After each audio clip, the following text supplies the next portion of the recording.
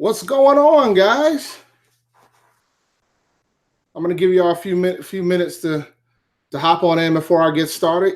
We're gonna have a nice little long episode today, to say the least.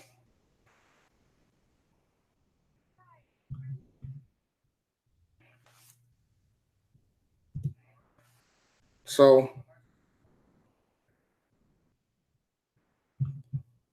yeah, man. So I'll give you guys a few minutes to come on in. Make sure you hit that like button. This episode is mainly about fantasy football, So I'm gonna try. The goal is to try to get you one of these. If not not in our league, then in another league. My goal is to try to get you one of these. And it's funny, like I'm holding this belt, but the reality is last year I kind of had a from a placing standpoint, I didn't win any leagues last year, but from a financial standpoint, it probably was my best year. I had a lot of second places and a lot of third places. This is both ours, but keep it in your house. Nah, actually, man, this isn't a fantasy championship. This is a championship I had a bunch of wrestlers sign back in when I went to my 2 WrestleManias. I got a few folks: Sting, Bret Hart, Booker T, Hulk Hogan, Mick Foley, Kurt Angle. I had a few folks. So one of the things I cherish. I'll put this down over here for the time being. Hopefully it doesn't move too often. But anywho, man, what's going on, man? All right, how are we looking? We got 14 people, and we're gonna I'm gonna up it a little bit. My weekend was interesting. I did a lot of moving around of stuff. I did a lot of finding of stuff, and I did a lot of. I wanted to make sure I had slides for you guys because I committed to having slides. So I worked on some slides. Typically Rashad's the slide guy, but my PowerPoint game is okay. It could be better. I don't brag about my PowerPoint game as much, But as they say, PowerPoint is the new engineering nowadays. So make sure y'all hit that like button. This is gonna be a fun episode, man. I'm gonna give you guys some numbers. I'm gonna give you guys some rankings. I'm gonna give you guys some advice.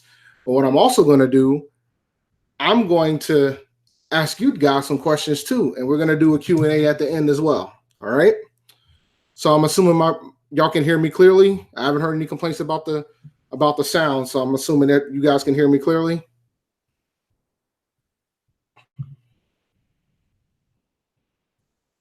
All right.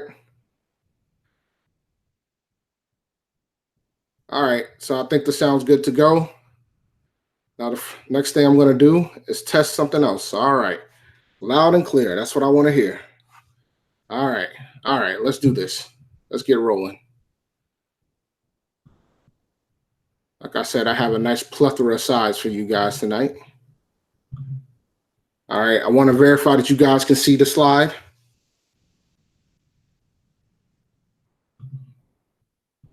Before I get rolling.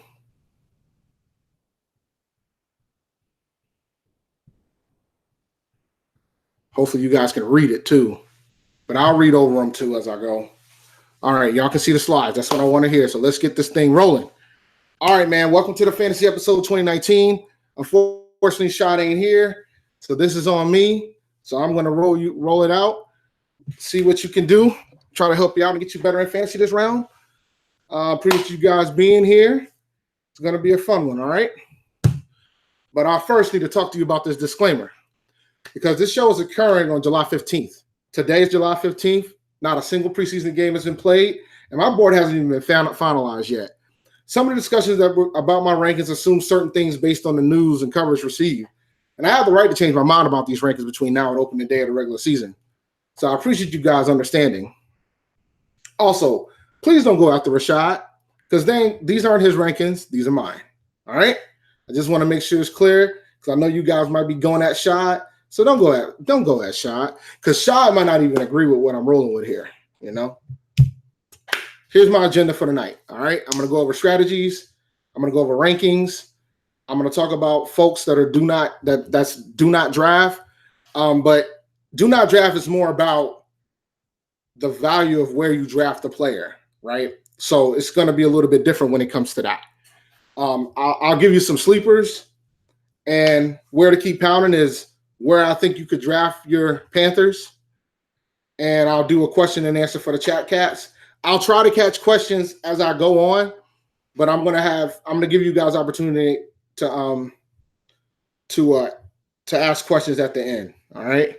We're gonna see how long this takes. So this should be fun. I mean, feel free to ask questions as you go, and I will try to hit them as soon as I can. All right. So let's first talk about draft strategies. All right. First thing I want you guys to do is create a draft board. I think it's important to have a draft board. I think, you can use ESPN, Yahoo, or NFL.com as a starting point. So they have their own rankings. And all these websites, they have their own people that do rankings. They're all going to be different, so if you trust somebody, you can roll with that somebody that you trust, or once you get ingrained into fantasy, you can start getting ready to rock when it comes to that. All right. So you can, and then you start, when you play long enough, you'll start coming up with your own ordeal, so to speak. Try to get intel on who you're drafting with. And this is when it comes to like the draft day, right? So like, when you get to the point of everybody's going to talk like they're the greatest fantasy players on the face of the earth, right? Everybody's going to say, yeah, I'm great. I know what I'm doing. I'm the best fantasy player on earth. But the reality is some people can't draft to save their life. And you want to kind of take advantage of that and try to have a feel of how folks draft and how folks don't draft type of ordeal. All right. Reduce the reach. Reduce the reach is basically try not to always reach for players. Like, don't constantly reach. I know occasionally reaching is a necessity, but there's some occasions where you don't want to reach all the time. But there might be situations where there's a guy that you want to have, but just try not to go too crazy with the reaches. All right? Don't draft for a trade. I think a lot of people do this during draft day. They try to draft for a trade, and it gets, and then the trade doesn't happen, and now you got a wasted body sitting on your bench. So my recommendation for you is not to draft for a trade. And Matt, I don't agree with reaching after round 4, man, because after round 4, man, you should you're still looking for like the core of your squad at round 5 and round 6. I mean, most leagues you gotta draft a quarterback, 2 running backs, 2 wide receivers, and a tight end. That's too soon to be reaching. I wouldn't reach that quickly. All right. And do some mock drafts. I use ESPN typically when I do my mock drafts, but doing my drafts kind of gets you an idea of where players are landing, and everybody's doing it. So because a lot of folks want to try to simulate that draft day, and it's good for you guys to understand that timing, because in some leagues you're only going to get 30 seconds to make this pick. So it creates the pace that you need to do. You could once you set your account up, you should be able to create a big board. But I have to turn the league on. But if you already have an ESPN account, you should be able to start creating your big board. So, but doing mock drafts is recommended. I typically do them on ESPN. And you should do it too to test to make sure your app works. So, keep those things in mind when you just before you go. Like, you don't want the draft day to be the first time you test to make sure that the applications work for that particular, whether it's Yahoo or ESPN or NFL. You want to test that out prior to the official draft. So that gives you more reason to try to do some mock drafts. And diversify your players. Like, try not to draft like a multitude of players on the same team if you can. I mean, sometimes it's okay. Like, if you draft Aaron Rodgers and Devontae Adams, that's okay, because you're talking about a high-powered offense. So if you do Drew Brees or Michael Thomas, that's okay. But don't get all crazy with it, like, because you don't want to have like a quarterback, a running back, and a wide receiver from the same team. That's dangerous. If I have time, I'll do a mock. My thing is it's going to be a while, so I might do a couple rounds. If depending on the timing of how everything goes, because I have a lot of slides tonight, man. So but you need to diversify your players. It's important to try to have a spread, because whenever you have a team full of the same players from the same team, you're gonna end up being in a situation where if the team goes bad, that means your whole squad's pretty much done. So, all right, a couple more strategies to go through. Don't be a fan. This is very important. Don't be a fan. Like, you create your board, you need to run by your board. You need to roll with your board. Like, do not be a fan. We're all Panthers fans here. Most of us are. The majority of us are Panthers fans here. And I think the offense is going to be improved, but I'm not trying to draft like a bunch of Panthers. Like, I don't want to have a squad full of Panthers, because, like I just said, if they're down, everybody else is down. So your whole squad's down, and you're going to be taking more losses than wins when it comes to that. Running backs and wide receivers are the priority. I cannot stress this enough. First 4 rounds should be at these positions unless value says otherwise. Which goes to my next point of, you need to be patient at quarterback and tight end. I'm not a big fan of drafting quarterbacks and tight ends early. The value has to be right for me to do so. And we're going to get into the quarterback. We're going to get into the position rankings in the slides, and we'll go over some interesting numbers for you to get an understanding of why I say you need to be patient at certain positions. But your first 4 rounds should be focusing on running backs and wide receivers. That's just my opinion. You do as you please. There's a multitude of strategies when it comes to this. Some people don't draft a running back for like 4 or 5 rounds. That's your call. I mean, if you want to go wide receiver heavy, go for it. But there's a lot of draft strategies like 0 RB, there's 0 wide receiver. But it's your call on how you want to handle it. Defense and kicker should be taken in the final 2 rounds of the draft. All right. So, people always want to draft defenses and kickers early because they always want to get the best one. And we'll talk about that later as well. But it's important to understand that defense and kicker should be taken in the final 2 rounds of your draft. Defense and kicker should be taken in the final 2 rounds of your draft. I got to reiterate this. So it's important to make sure you draft your defense and your kicker in the final 2 rounds. I prefer to go defense in the next to last round and then do kicker last, but it's your call. All right, now for a season-long strategy, here's the suggestions for you.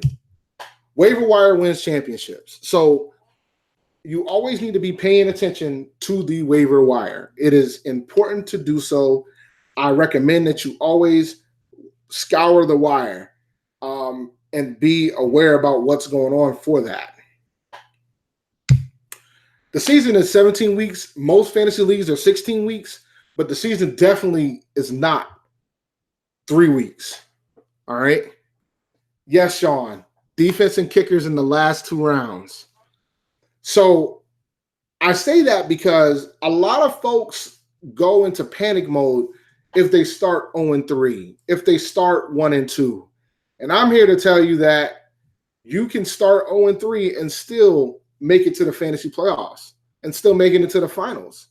I did that last year. I started 0-3 and I made it to the fantasy finals in that league.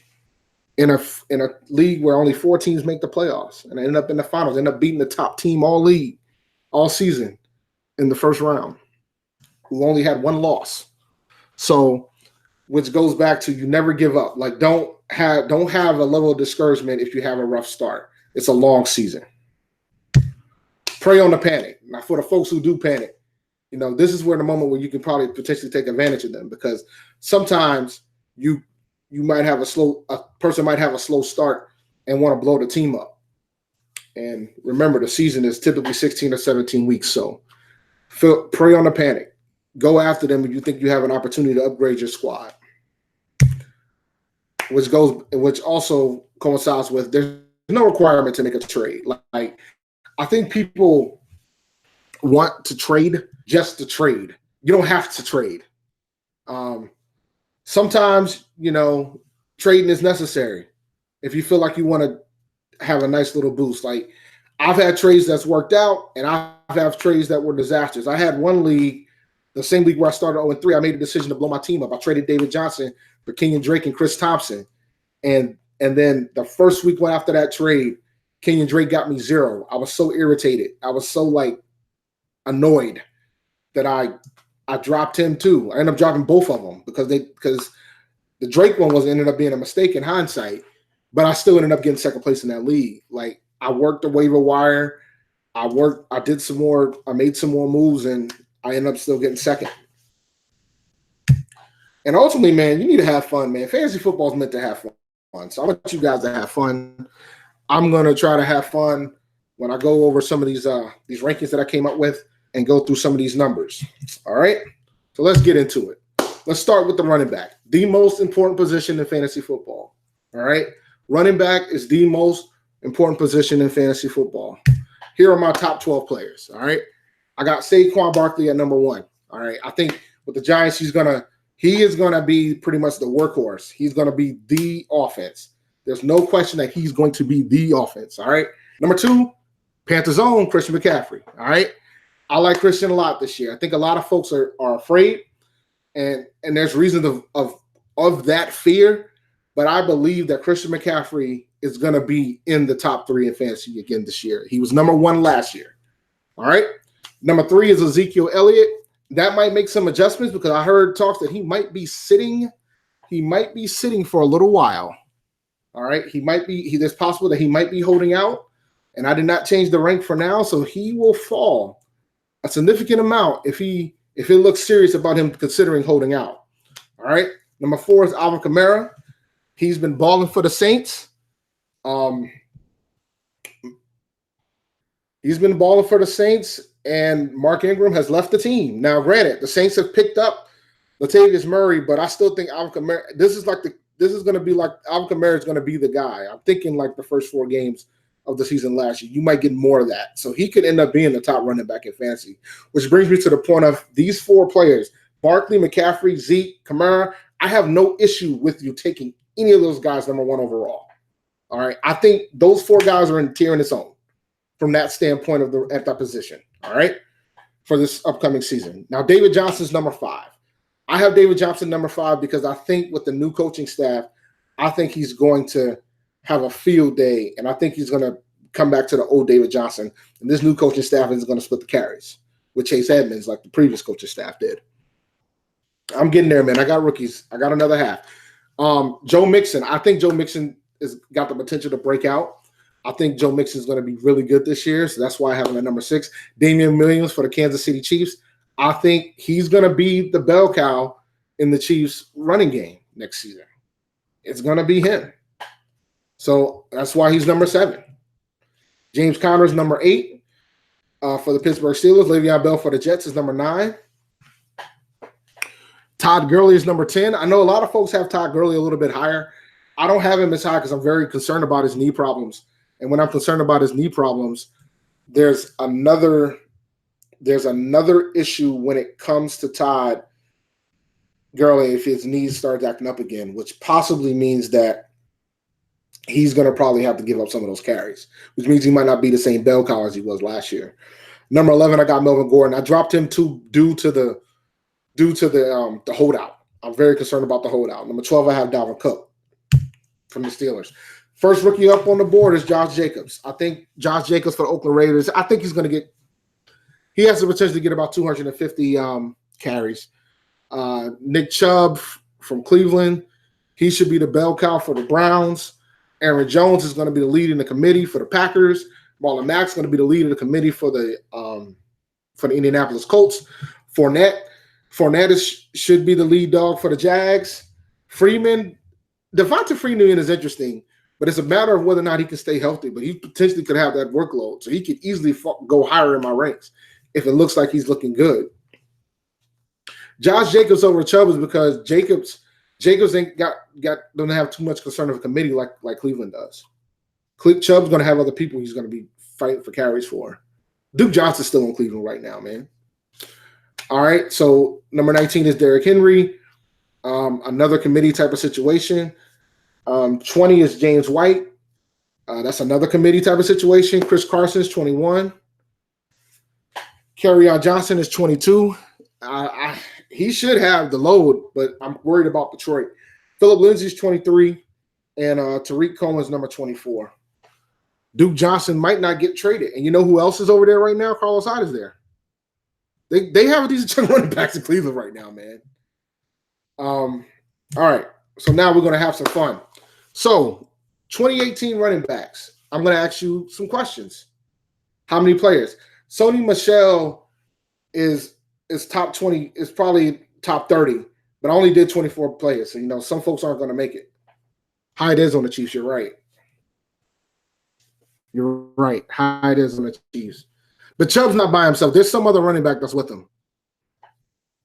But I'm not too worried about Hyde too much, even on the Chiefs, because Andy Reid. My bad, man. Andy Reid is on the Chiefs. So how many players? How many players last year had 300? How many running backs last year had 300 or more fantasy points? I'm going to give y'all a second to answer that question. How many players last year had 300 or more fantasy points at the running back position? It depends, man. Like, the board matters, because there's some wide receivers I would prefer. There's some wide receivers I have first round grades in. I don't need to know the players. I just want the number. I'll tell you guys what the players are. Sean says 1. I got the players in the answer. Just 1. Yeah, CMC. 1's not it. There was more than 1 that scored 300 fantasy points. Anybody else? We rolling with just 1? You can give away your strategy, Sam. It's fine, man. 2, 3, 2. This is PPR. Yeah, all these numbers are based on points per PPR. PPR leads 4, 2, 3, 2, 5. There were 5. CMC, Barkley, Gurley, Kamara, and Zeke. Those 5 guys scored at least 300 fantasy points. There were 5. Don't worry, there'll be more opportunities. What about between 250 and 299 fantasy points? How many players? How many players? I just need the number of players. I want to try to get through these. Alvin Kamara and Saquon Barkley. 10. 10 players, 10 fantasy players score between 250, 3, 6, 7. Not a clue. 3. James Conner, James White, and Melvin Gordon. There was only 3 players that scored between 250 and 299 fantasy points last year. All right. All right. What about between 200 and 249 fantasy points? How many players do you think score between that?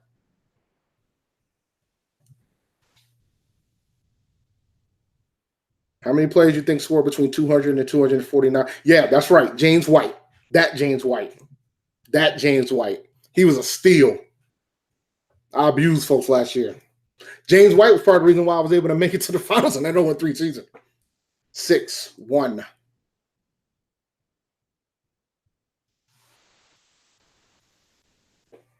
Between 200 and 249. 13.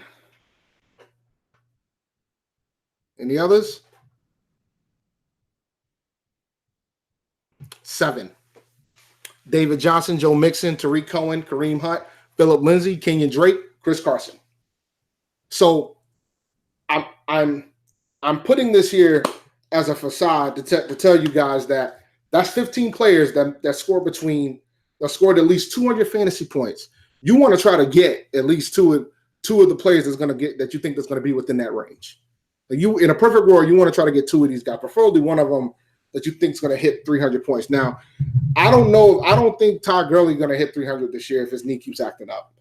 But Kamara, CMC, Barkley, and Zeke has a good chance. Zeke, depending on his situation and whether or not he's going to hold out. All right. Now, like, these things, like folks that score between the 275 and up, That's more in the RB1 range, you know. I mean, well, based on this, RB1 is 250 and up, really, right? So, how many running backs score between 150 and 199 fantasy points?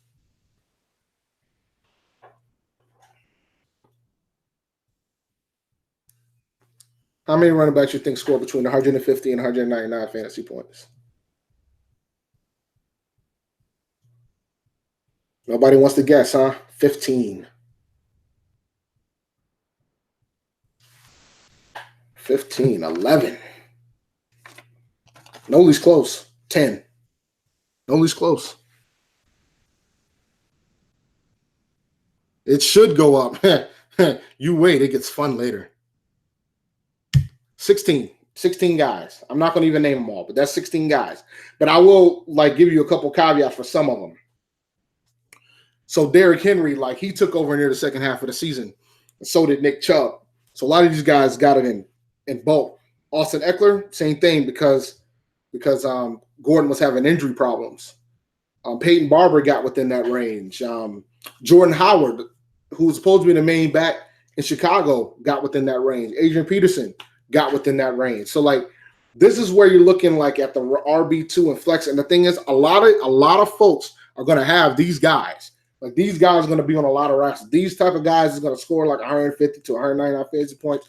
Those are the type of guys that are going to be in your roster. This is the 31 best running backs from last season. And so most of these guys were starters. So that's why I wanted to make the caveat on the 15 players that scored at least 200 points. You want to try to get those guys. You want to try to get folks within that range because that gives you a distinct advantage every week because it drops off. It starts dropping off. And after that, after this range, you're kind of guessing at this point. You're just hoping and praying at this point. All right. So let's talk about wide receivers. All right, let's get into these wide receivers. Here's my top 12 wide receivers right here. All right, Hopkins and Adams can go, back and forth. That's kind of like a 1A, 1B type of situation. I wouldn't have any issue with either one. I just think I give Hopkins the edge because I know he's gonna get the majority of the targets in Houston. All right, Julio Jones is number 3. Michael Thomas is number 4. Odell Beckham Jr. with Cleveland, number 5. I think Juju's up to 6 because of now he's the guy in Pittsburgh and Big Ben likes to slang it. Keenan Allen's number 7. I got Antonio Brown number 8. Adam Thielen at 9. Mike Evans at 10. T.Y. Hilton at 11, and Amari Cooper at 12. And to round out the next 24, I got Julian Edelman at 13. Elite A.J. Green at number 14. Robert Woods at 15. Stephon Diggs at 16. Brandon Cooks at 17. Kenny Galladay at 18. Cooper Kupp at 19. Jarvis Landry at 20. I like Jarvis Landry a lot this year. Tyler Boyd at 21. Chris Godwin at 22. Allen Robinson at 23. And DJ Moore at 24. Now, I would go running back in the first, but it depends. If I have a situation and if I'm at the bottom of the draft and David Johnson's gone and my big four's gone and my choices are Gurley, Gordon, or Hopkins, I'm probably going to take Hopkins because I'm worried about Gordon with the holdout right now, and I'm worried about Gurley with the knee. I don't think Moore's too low. I'm not dropping Edelman. Quick, name the starting wide receivers for the New England Patriots. No tight ends. I'm not dropping Edelman. He's going to get a lot of targets. It's PPR. Remember, man, it's PPR. All right. All right, we're going to play another edition. I'm way too low. Look, man, we're still a run first offense in Carolina. I know folks are saying that Moore's going to have a breakout season. We'll get to that. We're gonna discuss that when I go over the Panthers players. How many players? We're going to do this with wide receivers. How many wide receivers had 300 or more fantasy points last season?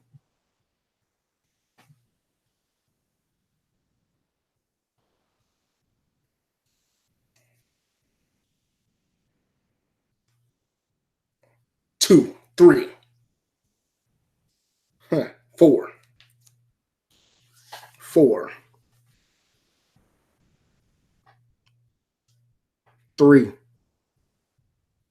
3, 4, 7, 7, 7. 7 players had 300 or more fantasy points. DeAndre Hopkins, Devontae Adams, Tyreek Hill, Julio Jones, Antonio Brown, Michael Thomas, Adam Thielen. 7. 7 of them. 7. You want to try to get one of these guys. 7. 7. So you need to try to get one of these guys. All right? Hill's gone, yes. But somebody else got to catch those passes. All right? So, wait, back up. So why not go wide receiver first? Because it depends on where you're at. And I don't think I ranked him, did I? I didn't rank him. Because I'm afraid that he's gonna. I'm afraid that he's gonna. He might get suspended some games, man. So we'll see. NFL hasn't made a decision in my eyes. So, and I'm not a fan of Sammy Watkins enough to meet a warrant to put him in my rankings yet. All right, so it gets better. What about 250 to 299 fantasy points?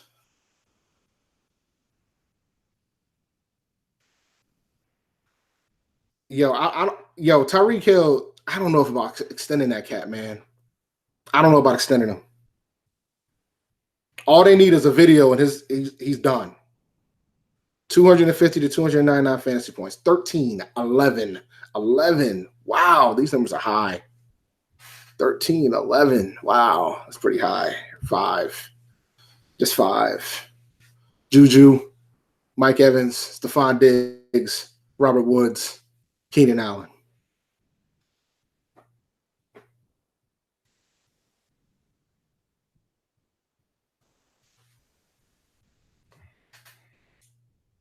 So here's I have 5. I mean, just 5, not too many. So right now, there's only 12 wide receivers that get at least 250 fantasy points.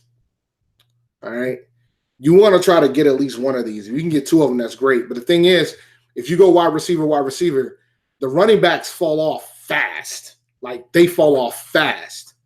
There's a little bit more depth at receiver than there is at the running back position. But like at running back, man, they fall off fast. And with the injury turnover, you want to try to draft as a lot of running backs as you can. All right. So what about 200 to 249 fantasy points? I have fun. Looking up this data, man. Like I was kind of shocked by some of these numbers too. But so how many players score between 200 and 249 fantasy points? 14.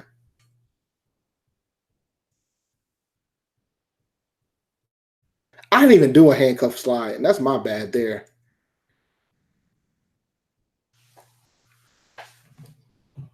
14, 12, 10. 10. 10. So at this point, we're sitting at 22 players. All right. Perfect world, you try to get two of these players that are within this range. 10. So 10 players. Brandon Cooks, T.Y. Hilton, Odell Beckham Jr., Tyler Lockett, Tyler Boyd, Jarvis Landry, Amari Cooper. And I think Cooper had potential to get more, but he switched teams midseason. Galladay, Julian Edelman, and Calvin Ridley.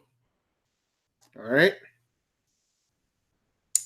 Perfect world, if you can have your 2-star wide receivers within this range, it'll be interesting.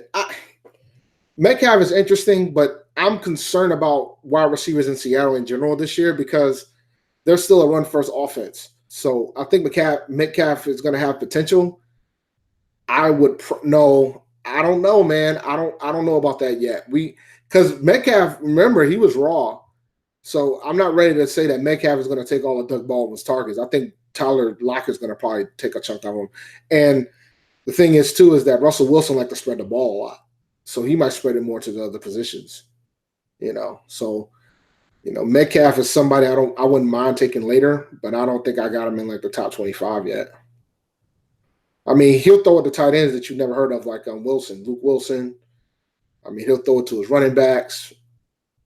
Russell run it. Like, there's going to be a lot of that. All right, 150 to 199 fantasy points. I want you to go high for this one.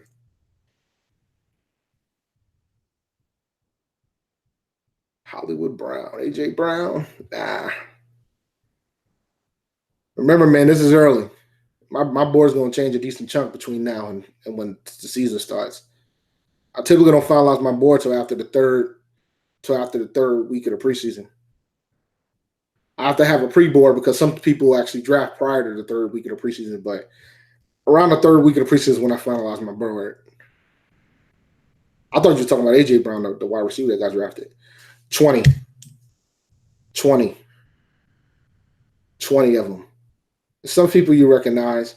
Some people that might actually get a boost next year, like a Mike Williams from the LA Chargers, like a DJ Moore for the Carolina Panthers. Godwin might get a boost. Emmanuel Sanders might be Emmanuel Sanders is going to probably be out for a couple weeks. He's trying to push to be back week 1, but he might not be. It gives opportunities for other folks. All right. Next up, quarterback. The position that's overdraft more than most positions. Here we go. Here's my rankings for the quarterbacks. Mahomes, Watson, Rodgers, Luck, Mayfield, Matty Melt, Cam, Wentz, Kyler, Breeze, Ben, Goff. Where do I rank Kevin Benjamin? He ain't in my rankings, bro. Here's the other 12. Russ, Dak, Jameis, Lamar, Mitch, Rivers, Allen, Cousins, Brady, Garoppolo, Carr, Darnold. Lamar is interesting, man, because, coaches have been talking like he's not going to be running like that anymore. And that scares me. Like, that's where his value's at. Like, I'll get to Curtis Samuel, man. I ain't forgot about Kurt. He's very concerning. So, Lee, man, I'm going to give you we'll get to it. We'll just get to it next before you say Ryan over Cam. This isn't about who's the better quarterback. This is about who gets me these fantasy points.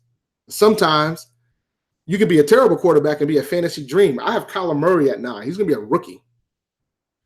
So you guys got to understand this is fantasy football. This is a little bit different than like NFL football.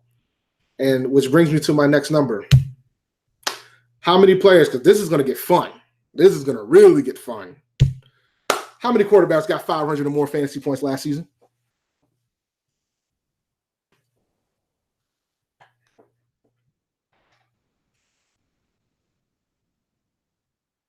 How many quarterbacks got 500 or more fantasy points last season? 10, 0, 3, 4, 1. Patrick Mahomes. He was the only one that did it. Doesn't happen that often, too, by the way. 500 fantasy points for a quarterback is a lot. It's a lot. So, and a lot of folks are drafting Pat Mahomes high. So, and I understand why. He balled last year. But you kind of need to, you got to simmer that down just a tad, because there's other positions that are deemed more important. So, how about 400 to 499 fantasy points? How many quarterbacks scored 400 to 499 fantasy points? You'll take him again, but how high would you take him? How high would you take Patrick Mahomes? I did a mock draft where he was taken in the second round. I'm not taking him that high. I'm not taking him that high. Quarterbacks are too deep for that. 4, 3, 0, 3, 2, 4, 3. Matty Melt, You know, the guy that you said you felt a certain time way about me ranking him above Cam. He was the second best quarterback in fantasy football last year. Big Ben, Andrew Luck. You know? So just 3. All right. And you're going to have to, and the thing is, Mahomes is going to probably be the first quarterback taken off the board again. Luck will probably be up there, and some of the guys within this range will be up there as well, but a couple of rounds lower. And Matt Ryan was a quarterback who wasn't taken that high last year in drafts. You could have gotten Matt Ryan in the 10th, 11th, 12th round last year. That's why I think the key is to be patient at quarterbacks. Let other folks go after these quarterbacks high because they're going to suffer in another position later. And typically the position that they're going to suffer in is running back or wide receiver.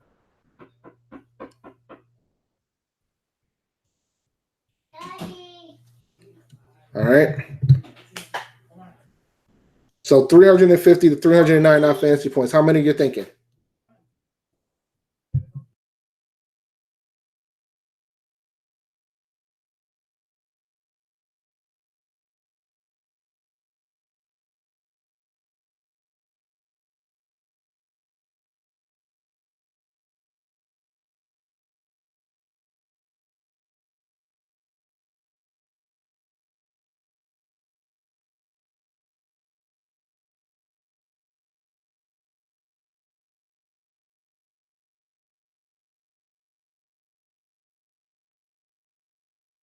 All right, 350 to 399. So how many? All right, I had to step out and say bye to my kids. Good night to my kids. So, all right, so yeah, 5, 5, 4, 6, 6, 3, 5. Okay, 5. Deshaun Watson, Jared Goff, Russell Wilson, Drew Brees, Aaron Rodgers. And Aaron Rodgers was considering it had a down year because last year Aaron Rodgers was one of the first quarterbacks taken last year. So 5, all right? You know, and the thing is, after the first couple quarterbacks went, a lot of them dropped like a rock. All right? A lot of them dropped like a rock. How about 300 to 349 fantasy points?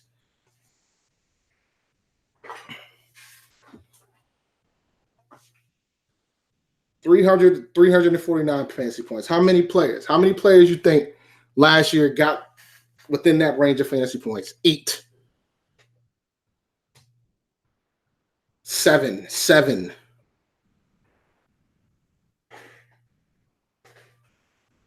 8. 6. Rivers, Cousins, Brady, Dak, Cam, Mitch. And by the way, these players are in order. So Cam was 2, 3, 4, 5, 6, 7, 8, 9, 10, 11, 12, 13, 14th best quarterback in fantasy last year. Cam Newton was 14th. All right. He got within the range of 300 to 350 fantasy points. And you know, that's hitting the range of about 20, close to 20 points a week. I'm cool with 20 points a week for my quarterback, man. I'm cool with it. You know? So, you know, you can, yeah, hurt and all. He was 14th. So, you know, the point I'm trying to make when it comes to these numbers is that your quarterback play you don't have to be like the 500 point guy, the 400 point guy. You want to be able to build from the other positions, particularly the running back and the wide receiver positions. Like you want to build from that. You don't want to build your team off your quarterback, because if your quarterback goes down, it's over for you. If you drafted a quarterback high, it's kind of over for you. Like Rodgers got hurt last year, you know? Cam got hurt last year. Like you don't want to draft your quarterbacks high. And the thing is, Cam Newton can be had in the 10th round this year. The 10th round. It might not be in our league because we're all Panthers fans, but in a typical league with a bunch of other players, he can be had in the 10th round. I'm cool with that in the 10th round. I'm absolutely fine with hitting 300 points, 315 in the 10th round. I'm cool with that. All right. What about 250 to 299 fantasy points? Now this is like the low of the low. Like this is the cats that you take like in the 13th and the 14th round. I don't have Foles that high, man. Like, so how many are you thinking? 250 to 299 fantasy points. 8, 14, 7. How about 5? How about 5? Recognize some of these guys? Baker, Eli, Stafford, Carr, Keenum. You know? About 5. Y'all rolling with 5? Y'all cool with 5? Just 5.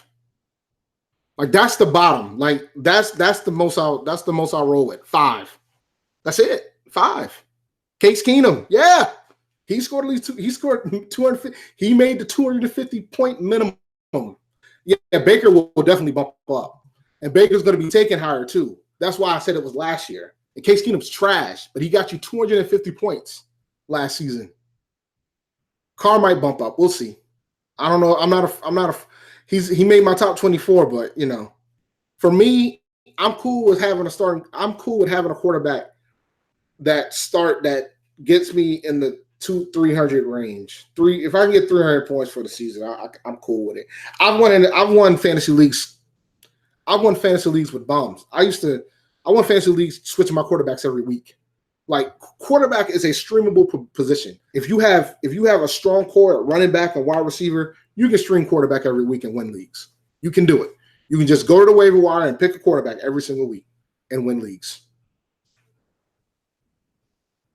Cousins, I'm kind of concerned about, but he should have a decent year. I mean, he's got 2 good wide receivers.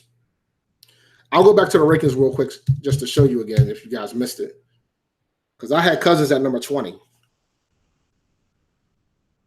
You can win a chip with Blake Bortles. I won one with one. I won the fantasy playoffs with Blake Bortles. The greatest quote I ever made in fantasy football when I said I wouldn't trade. I'd rather play Blake Bortles.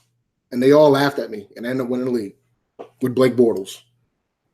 And I played some bums that year. I played Deshaun Kaiser. I played a lot of bums that season.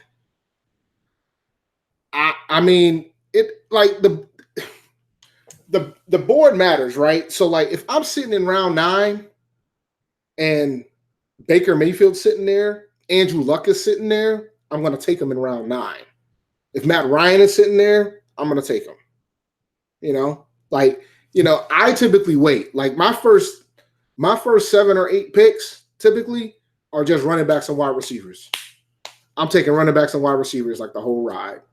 Unless a certain quarterback falls to a certain point, or a certain quarterback falls to it, or a certain tight end falls to a certain point, I'm going running back, wide receiver pretty much the majority of the way.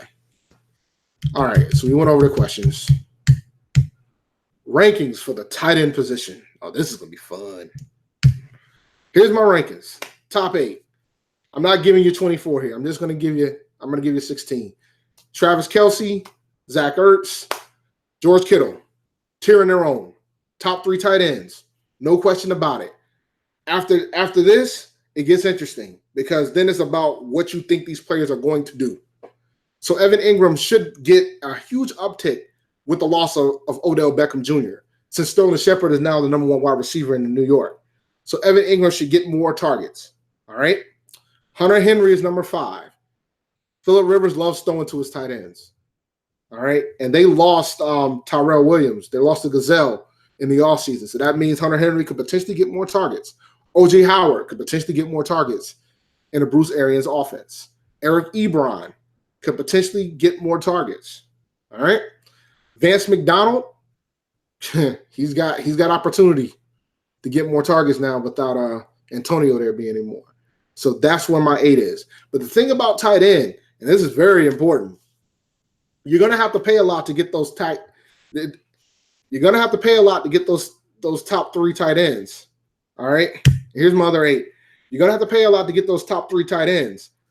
And it's going to cost you a lot, but you could actually have a significant advantage. But you have to ask yourself, is it worth it to take the hit on running back or wide receiver? All right. You know, so like for me, In a perfect world, I want to try to get one of those 8 guys on the left.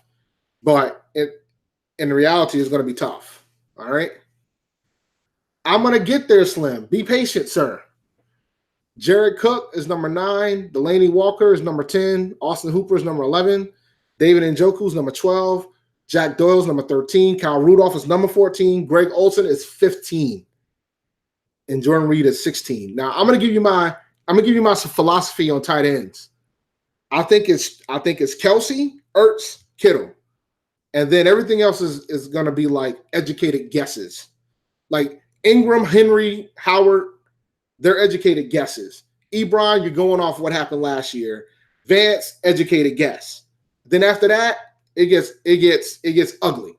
Tight ends are ugly, and we're going to show you how ugly they are. How many players from last year? How many tight ends last year scored 300 or more fantasy points? It gets ugly in this position.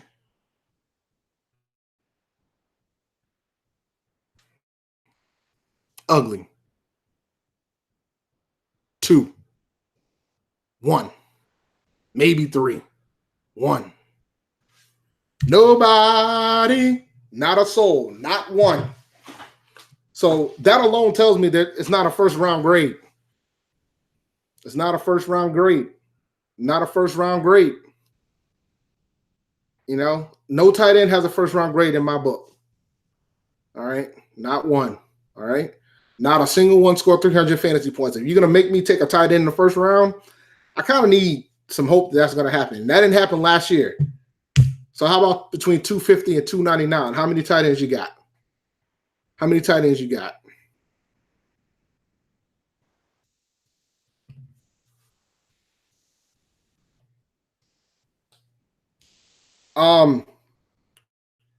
If Kelsey is sitting there at the bottom, if Kelsey is sitting there at the bottom of the second round, I might do it.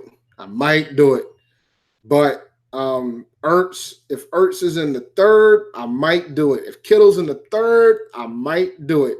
But it's going to be tough. 3, Ertz, Kelsey, Kittle.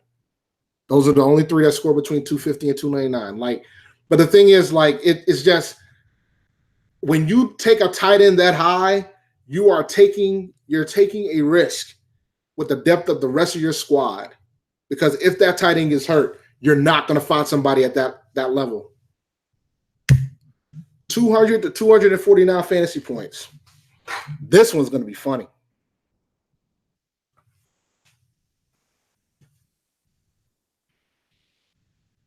This is going to be funny. 200 to 249 fantasy points.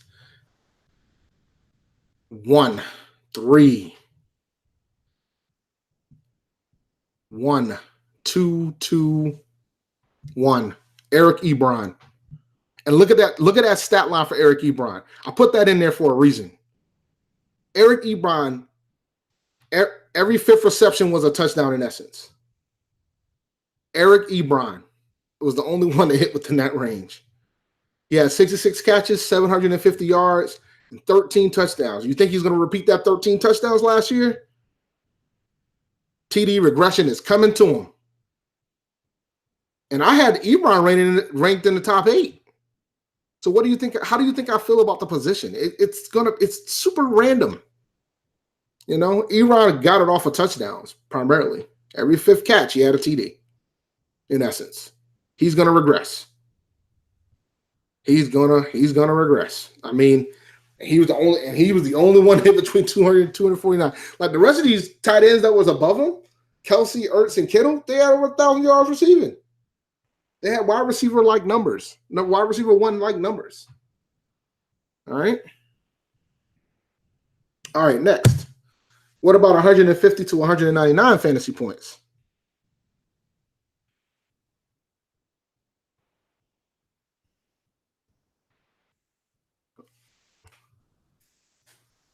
$150 to 109 fantasy points. How many players you talking? How many players we thinking?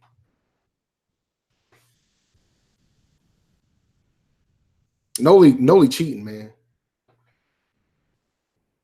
3. And this is where I want to hit it home. Look at these players. All right, so we got Kelsey, Ertz, Kittle, top 3 tight ends in fantasy. All right, Eric Ebron, he had TD regret. He had a lot of TDs, and he was the 4th best tight end in fantasy. And then we have Jared Cook, Austin Hooper, and Kyle Rudolph. Kyle Rudolph was drafted late last year. Hooper was drafted super late last year. Cook was drafted late last year. Ebron might not have been drafted in some leagues at all. All right. So like, you know, like these and we're only, and this is only 7 players, guys. This is only 7 players. Most leagues have 10 to 12. Some got 14. My point is about half of the leagues that you're going to be in are going to have tight end. They're going to have tight ends that are going to be a crapshoot. They're going to fall in this range right here. 100 to 149 fantasy points. How many you got?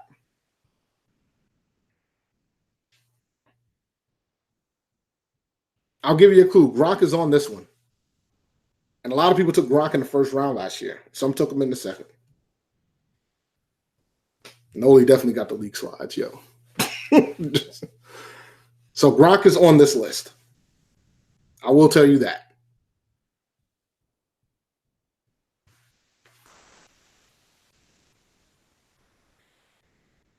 This is where these are where the tight ends dwell, man.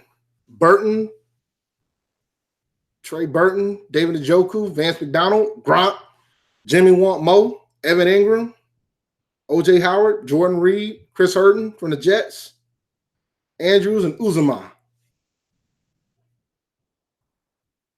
So the bottom line, there's 11 of these cats. And this is where, like, this is another position, you know, unless you get Kelsey, Ertz, and Kittle, I think I'm cool with streaming. Like, yeah, CJ Uzuma. I think I'm cool with streaming this. I see, this is why I tell folks to be patient at quarterback and tight end. Because, you know, your aggression to get one of these top guys is going to cost you. It's going to cost you at another position. So, but, you know, some of these folks will be up. Gronk's retired. Jimmy Graham's interesting. Evan Ingram has probably the most potential to go higher up on this list because of the fact that OBJ is gone. And Eli likes to throw to his tight ends. Ingram has the most potential to make a big jump, in my opinion. I believe Jimmy is still in Green Bay. Let me double check that before I start telling you guys the wrong position, the wrong players are in the wrong spot. So, but all right. All right. The one that you've been, I don't know if Jalen still Wilson as a tight end in Yahoo Fantasy. He's very draftable if that's the case. Defense, tight end, and kicker. Let me see here.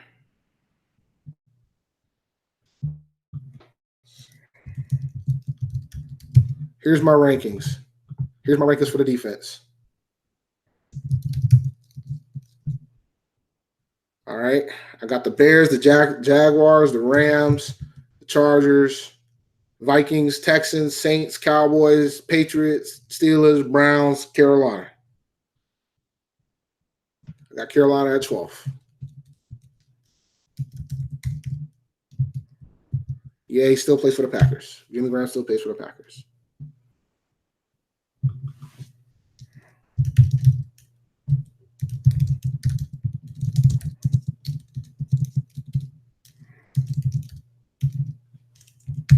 All right. No Broncos, no Ravens. That's right, man. Yeah, but defenses are very random. And I'll show you that in a few minutes. And here's your kickers, man, because I know you really want to know who your kickers, what my kicker rankings look like. Those are my kickers. Justin Tucker, Greg Zuerlein, Harrison Butker, Gostkowski, Lutz, Elliott, Bagley, Prater, Gould, Vinatieri, Mayer, Renault. One thing you'll notice that high-powered offenses other than Justin Tucker are near the top of my list. Yeah, I wanted to show this, but like I said, my rankings are going to change once I, get closer to the preseason, and once it gets to the once that happens. So, all right. So here's my rankings. So this one, I'm not going to do points. Well, I'm going to ask you questions. So these are not going to be number questions. So we're going to do some 2018 defense and special teams and kicker trivia. So the first question I'm going to ask you is, Which kicker had the most fantasy points in 2018? I want players today. So which kicker had the most points in 2018? I'll give y'all a minute to think about it. I used to leave the kicker empty. Yeah, kicker and defense are also streamable positions.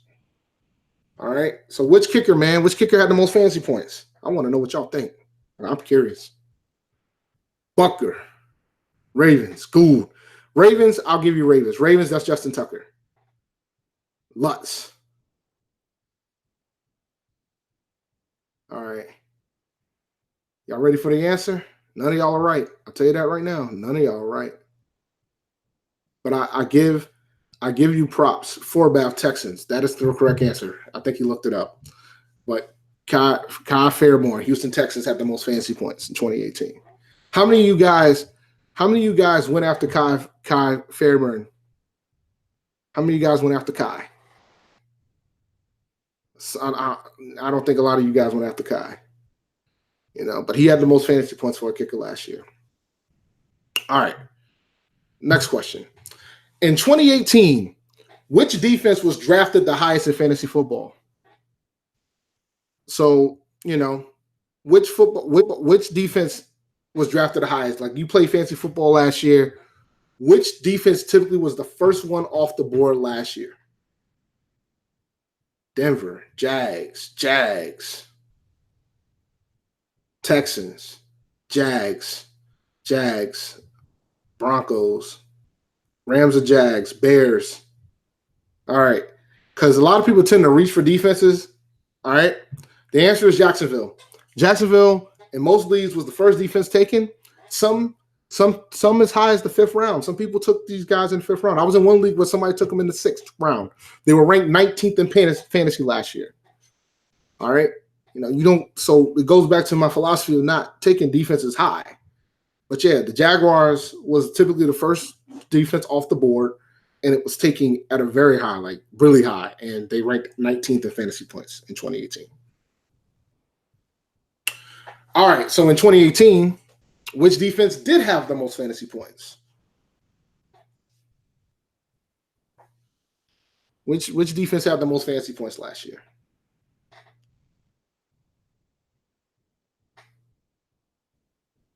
We know it wasn't Jacksonville because they were 19th. So which defense had the most fantasy points last year?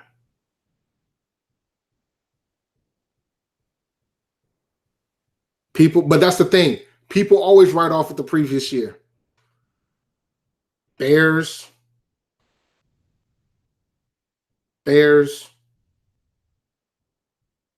Anybody else? Rams. Bears. And they were ranked 9th in 2017. All right. So the Bears was the top defense in fantasy, which means that the Bears are going to probably be the first one taken in most drafts this upcoming year. So when you do your mock drafts, the Bears are going to be typically the first one gone. And hopefully they're not gone higher than the next to the last round. But most of the time it's not. Somebody's going to take them in like the 7th round or something like that. And I love it. Because typically most of them end up dropping them when it's bye week time anyway. All right, so you know who the top defense is. Who was the second? Who was the second best defense in fantasy football? Who was the second best defense?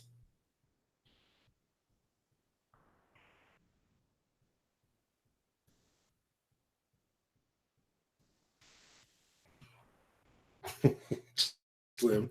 People were riding off that 2017 season. I should know I drafted him.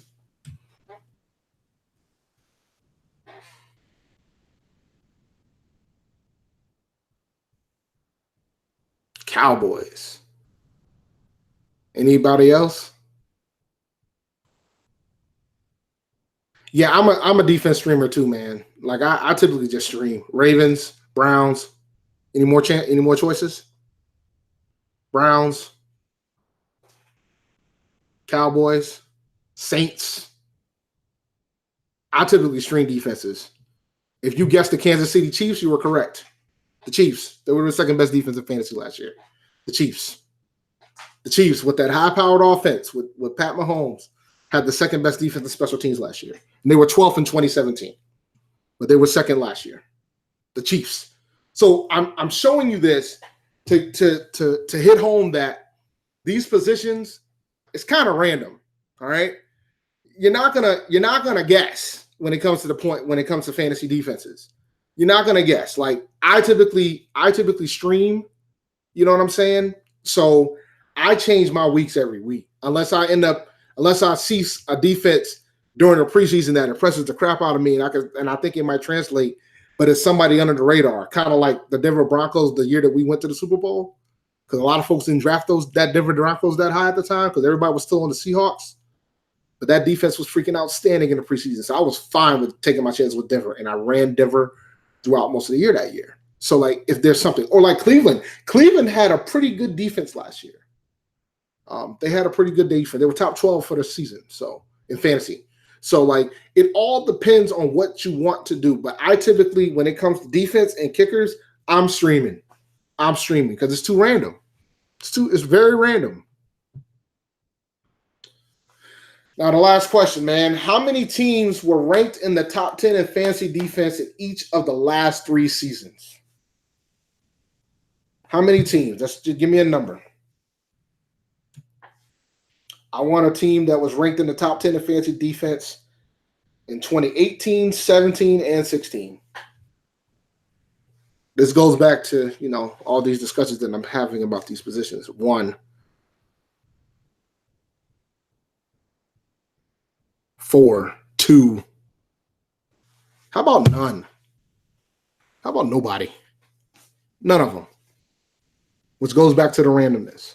None of them. Within the last 3 years, Miami and the Falcons were ranked top 10 in fantasy defenses. Kansas City did it twice. A couple folks did it twice. Not 3 years. No, not even the Bears. So there you go. All right.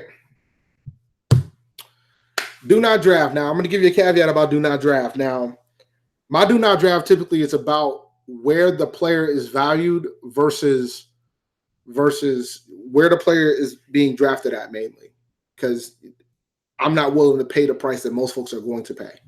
Seahawks, like back in the 15, 14, 13 era, did it, but I said last 3 years, 18, 17, 16. Seahawks didn't do it 3 times at that point.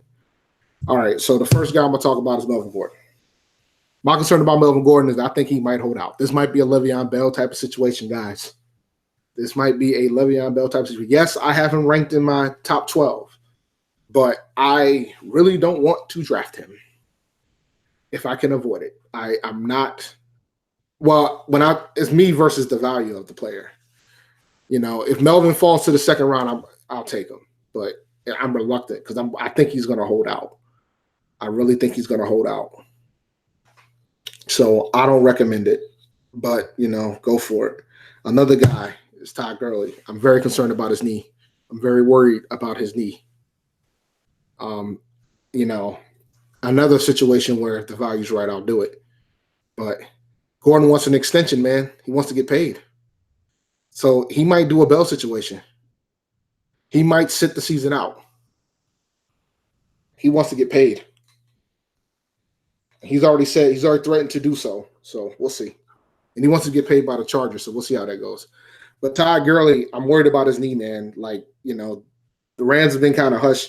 The Rams have been kind of hush-hush, and I'm concerned about his knee situation. Once again, it's another guy that I had ranked in the top 12, but I'm very nervous. Like, a lot of folks have, like, I think Melvin Gordon and Todd Gurley in most rankings have them, like, in 6-7, in the 6-7 range.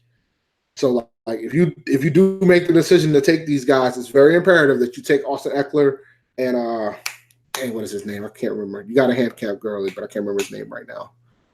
His name was escaping me. Let me see here. Because now I'm gonna lose my mind if I can't remember who the guy is that backs up Gurley. All right. But yeah, let me see. Malcolm Brown. Yeah. Oh, it's Henderson. I couldn't. Yeah, it's either Malcolm Brown or Henderson. I thought it was Henderson. All right. The next folks I don't want to draft. Lamar Miller scares me too, man. Foreman's there. I'm worried about that a lot. And I think where he's being drafted is probably too high. I didn't even have him ranked in my top 25. So I'm not really too interested in drafting Lamar Miller this year because I think Foreman's going to take over. Devontae Foreman's going to take over that gig. So, yeah, Justin Jackson's there too. But remember, when Justin Jackson had his breakaway, it was because Eckler was hurt too. 49ers running backs. I do not want to draft these 49ers running backs. I'm not interested in taking any of these 49ers running backs. I don't want to even spell 49ers and running backs. There's too many of them. There's a plethora of them. McKinnon's there. Breida's still there. I'm good. I'm good on the 49ers running backs, man. I'm all set on 49ers running backs. I have zero interest in drafting any of them. If this is more of a legit do not draft than anything else, I am not interested in drafting any 49er running backs at all. I'm not interested in drafting Eagles running backs either. I think for me, my limit hits once I hit 3 guys, I'm not interested. I'm not a fan of doing it when it's 2, but nowadays 2 is hard to avoid. So you gotta figure out who's the top guy. But once it hits 3, I really don't want to have anything to do with it. The only exception is the Patriots. Yeah, they signed Tevin Coleman. I'm not touching the Niners, man. There's too many running backs in that system. Now, if they trade some running backs, we could have a discussion. But they're not going to trade McKinnon, and they're not going to trade Coleman. So, and LaShawn McCoy, I'm not touching him. I'm sorry. Sorry, guys. Sorry, Panthers North. I'm not touching LaShawn McCoy. I'm all set with McCoy. He's done, man. He's done. He is done. All right, I got some more do not drafts for you, man. I got a plethora. I'm afraid of Tyreek, and I know Slim was saying that I might be wrong on Tyreek Hill right now, but I'm a little concerned about Tyreek Hill and his situation. NFL saying they're not going to do anything, but they've changed their mind before. So I'm afraid of Tyreek. I'm afraid of Jacksonville Jaguars wide receivers. I don't care if Nick Foles is there. I do not care if Nick Foles is there. I'm afraid of Jacksonville Jaguars wide receivers. And I'm afraid of Devin Funchess. You knew that was coming. I don't want to draft Devin Funchess back in the avoid it. Slim is out here bugging. Tyler Lockett. I'm worried about Tyler too. I think with Metcalf, I'm concerned. I'm concerned about Seattle wide receivers altogether. So I don't know if Lockett is going to be willing to take the brunt. No fun. Corey Davis. Every year it seems like this guy should get better and better, but I think I'm gonna step away from Corey Davis this season. And Jared Goff. The Super Bowl hangover is real. So I think I'm not gonna be part of the golf sweepstakes this season. I'm not gonna draft. I'm gonna try to avoid drafting him. I mean, if he's at the right price, if he's sitting there in the 14th, 15th round, I might do it. But I'm probably gonna stay away. And Tom Brady, man, it's hard to say I won't draft the GOAT, but the reality is I think he's gonna still go higher than what he probably should. So I'm probably going to definitely stay away from Tom Brady in fantasy. And that's all I got for that. All right, let's do some sleepers. Now, the first guy is not that so for my sleepers, I picked a guy that was ranked much lower than most folks that I think that's going to have potential to be at a higher number. The first guy I'm thinking about is Joe Mixon. I think Joe Mixon has top 5, maybe top 3 potential this year. Last year, one of my sleepers was Christian McCaffrey, because I thought Christian McCaffrey was being drafted too low. So Joe Mixon for the Bengals, I think has got the potential to really, this might be his breakout year if he can stay healthy. But with him, you need to make sure you handcuff with Giovanni Bernard. Peyton Barber for the Tampa Bay Bucks. This is This was interesting, and I'm going to tell you why I like this one. Bruce Arians wants to have just one guy. All right. If Peyton Barber wins that job, that's your one guy. He's going to get all the work. So I'm thinking that he's going to win the job, and that's going to be your guy. All right. Ronald Jones is there lurking, but, in a Bruce Arians offense, they typically just want one guy. Mike Evans. Once again, Bruce Arians, man. Bruce Arians typically gives a decent volume to his main wide receiver, and that will be Mike Evans.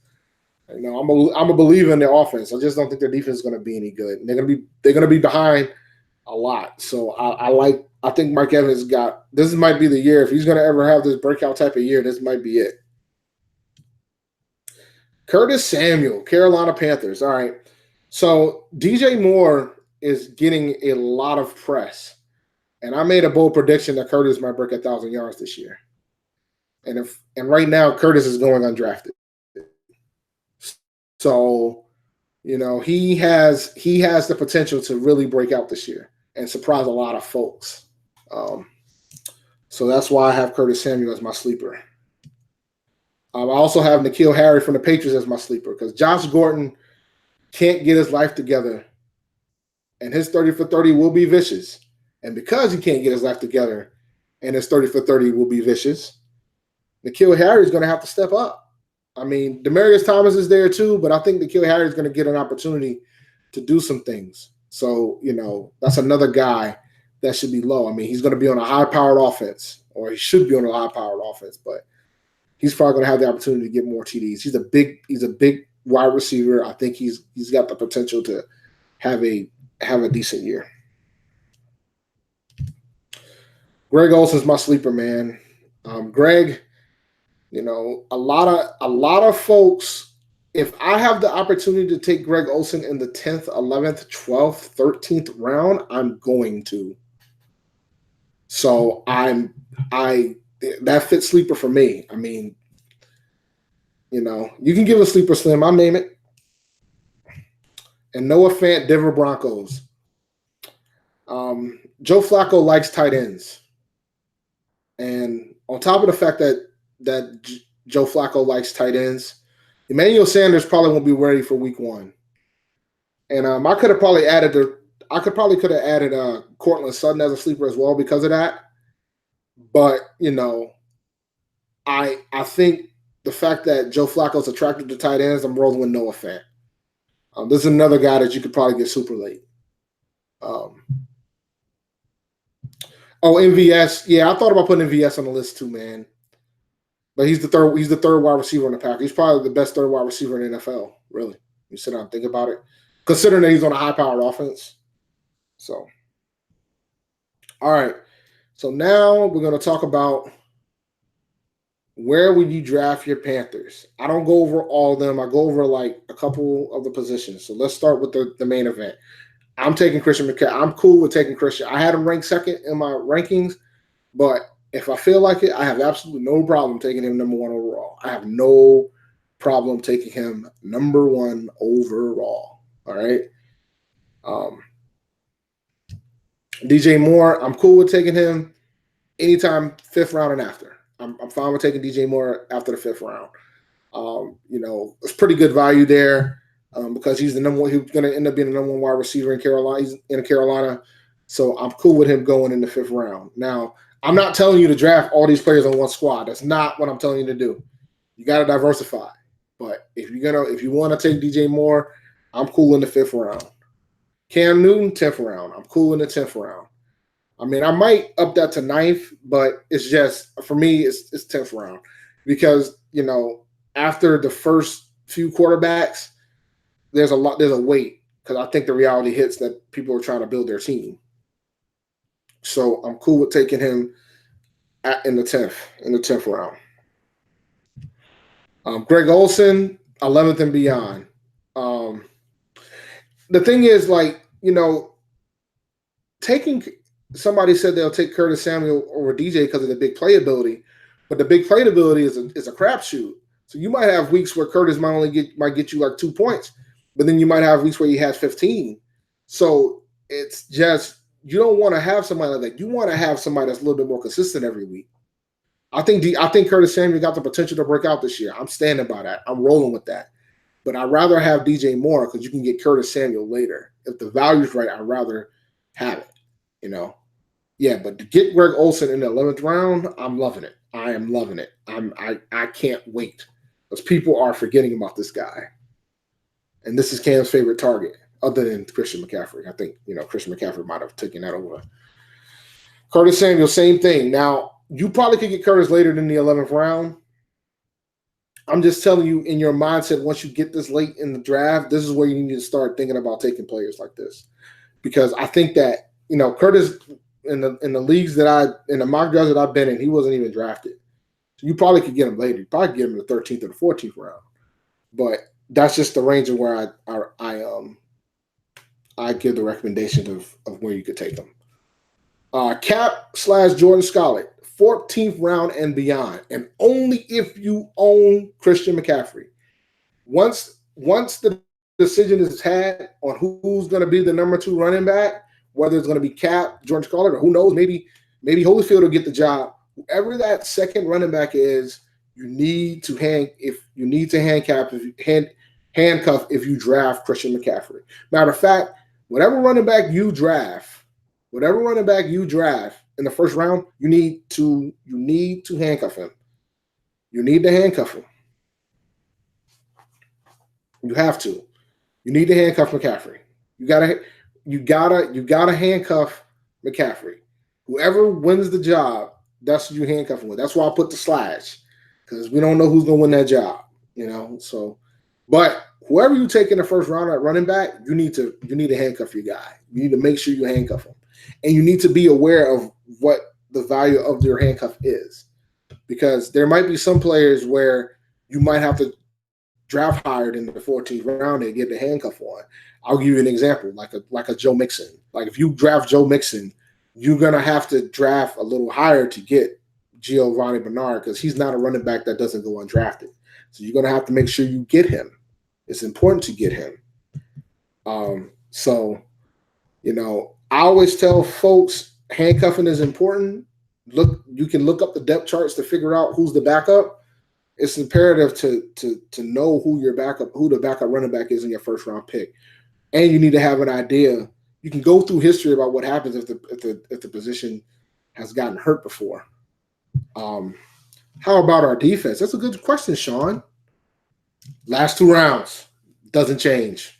I stand by that. Last 2 rounds. Panthers defense and kicker, last 2 rounds. Those are 2 rounds you take them. You can take the defense in the 15th, and then you can take the kicker in the 16th and final round. Yeah, like Todd Gurley's handcuff is imperative. That's why, but the thing is, you're gonna take the handcuff for Gurley early because you know that it's possible that he might be splitting carries.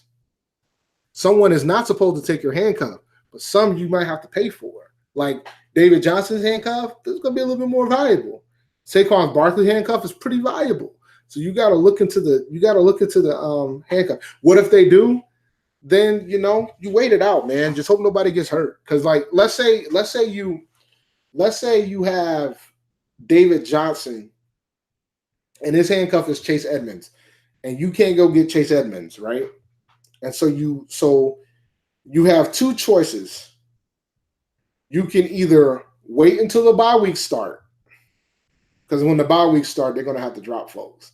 And they're not going to just hold somebody else's handcuff at that point. But then in that case, you're going to be bent on injury, or you can try to do a trade. But that's hard because they're going to try to screw you. Like they're going to try to get way more than they should get. Like you're going to have the same situation with Melvin Gordon. Like if you draft Melvin Gordon, you're going to have to reach for Austin Eckler. You're going to have to. You're going to have to. You might have to get Justin Jackson too. Who knows? But you're going to have to reach for these cats if you decide to draft certain people. Like there's certain people where for a fact you just get a handcuff for everybody, but there's certain people where that you have to draft the handcuff. Like if you draft Melvin Gordon, you need to get his handcuff. If you draft Todd Gurley, who has arthritis in his knee, you need to get the handcuff.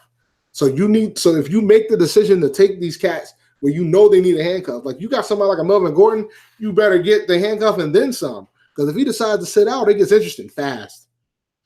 Because Gordon could turn into a Bell situation, which is scary. And I know some of you guys drafted Bell last year. There were some analysts that had Bell as the best running back in fantasy last year. And he didn't play a single game. So, all right, man. Let's do these questions. It's 10:30. I'll go for like 15 to 20 minutes.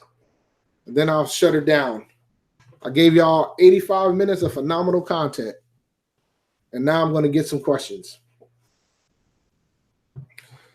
Yeah, you traded for Bell. You know what's funny? I didn't trade for Bell. I gave Bell away. One league, I traded Bell for McCaffrey. Rashad Penny or Chris Carson? Chris Carson.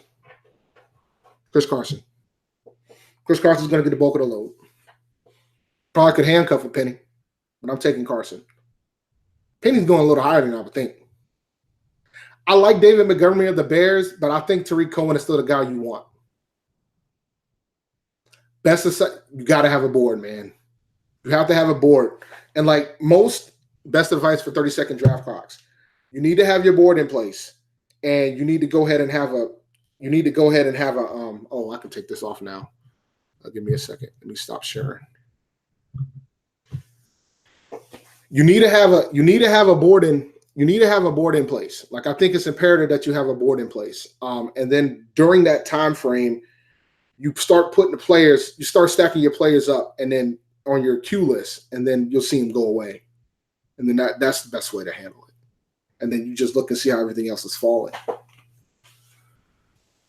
Would you trade Devontae Adams for C-Mac in fantasy?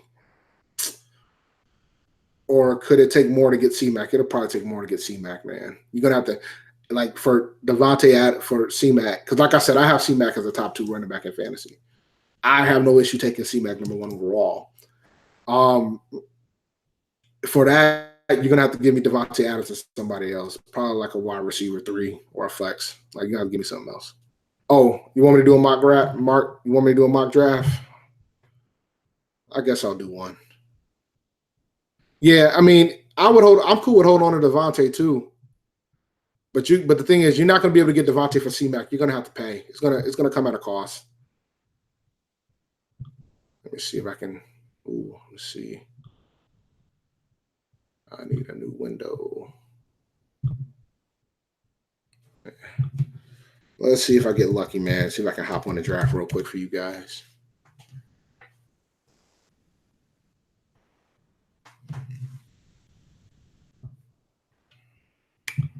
I gotta pull up my draft board now. Let's see. ESPN Fantasy. Can I post my charts for download? Man, I don't want to do that. My charts are going to change. When making your big board, how do you differentiate between ranking a running back or a wide receiver higher? Yeah, I probably should have did an overall list. Typically, like sometimes I walk into a draft thinking about how I want to attack the draft.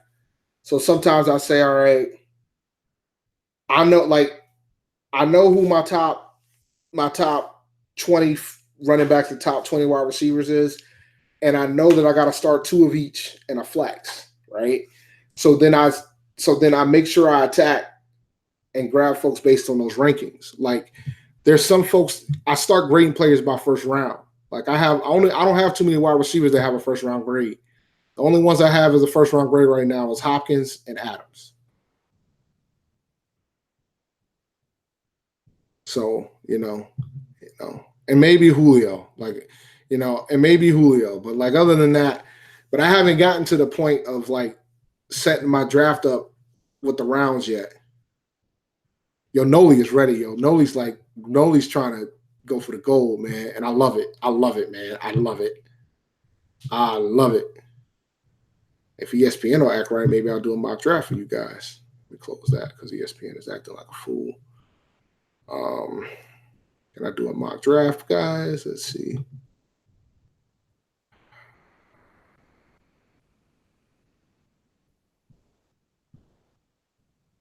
Why can't I do a mock draft? We're doing 12. Yeah, we're going to do a 12.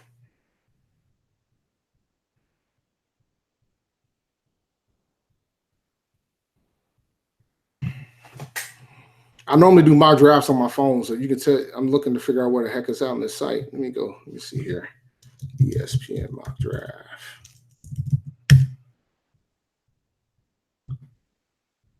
There we go. There we go. All right. Oof. I want to find a 12-teamer.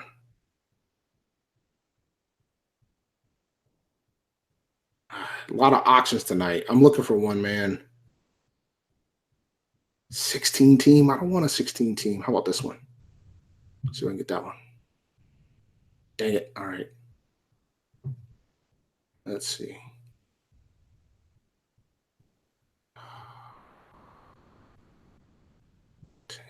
Yo, man, 18 teams? That's insane.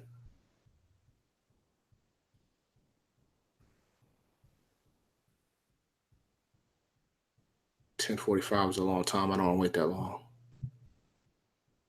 10 team, 18 team, 14 team, 12. I don't want to do an auction.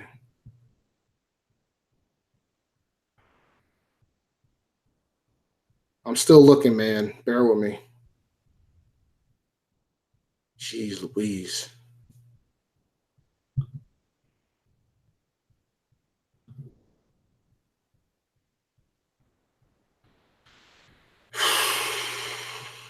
They don't want us to be great.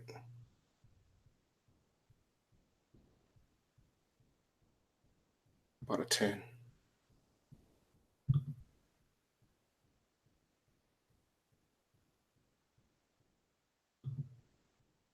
All right, I'm in one.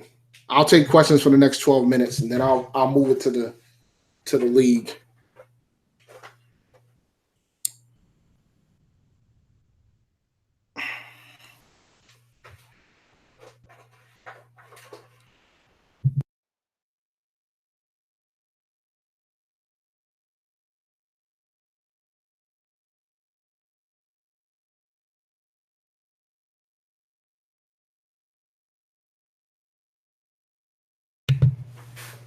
Yeah, I got to figure out a date of when we're going to do the draft for the subs. I haven't decided that yet.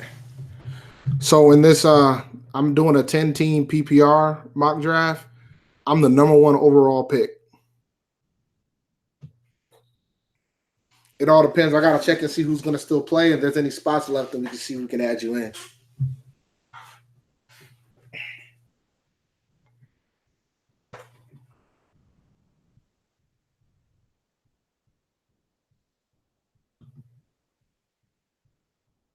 See if I can find one that's going to start earlier, man, because I really don't want to wait if I can avoid it. I want something a little bit more realistic, too. Yo, these numbers are ridiculous. Like, I don't want. Try to see if I can find a 1041. No, I don't stay away from play if they have a new team, if they have a new coaching staff. Sometimes that's a benefit. Like, for example, Bruce Arians, that's why I got Mike Evans and Peyton Barber as my sleepers, because I think those two guys could potentially have a nice little boost with Bruce Arians at the helm. So it all depends on the coaching staff changes. Sometimes it's for the good and sometimes it's for the bad. You got to go and look at their history. Like, the reason why I'm interested with Peyton Barber is that typically, historically, Arians just has one guy. So Arians has one guy. If I could figure out who that one guy is, and right now I think it's Barber, then I'm fine with drafting him because I know he's going to get the bulk of the load. And with running backs, man, it's about carries. Like, you want to get guys who's going to get all these carries. So there's a level of you want to get a counter carries. That's why I had Josh Jacobs as high as I did, because 250 carries. Like, he got a potential to get 250 carries. Let's see here.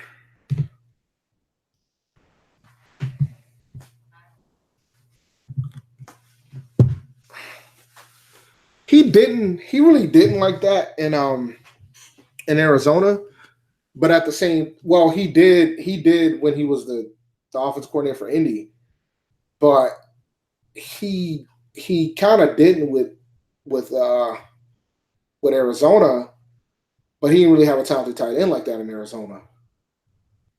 Would you start James White and Sony Michel? I would do it, but I think I got better options. Like if I draft them both, I would do it, but I'm afraid. So,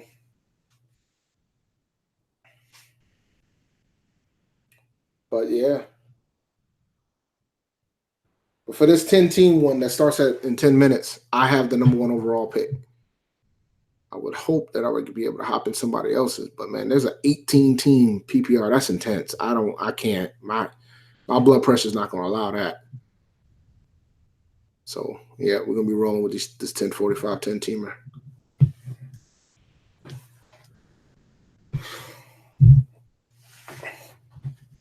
Well, the thing about the James White and Sony Michel concept is that like they get enough volume in New England. It's part of the reason why I have Brady rated so low in the quarterback rankings because they run the ball a lot in New England. They run the ball a lot. People don't think that, but they run the ball a lot in New England.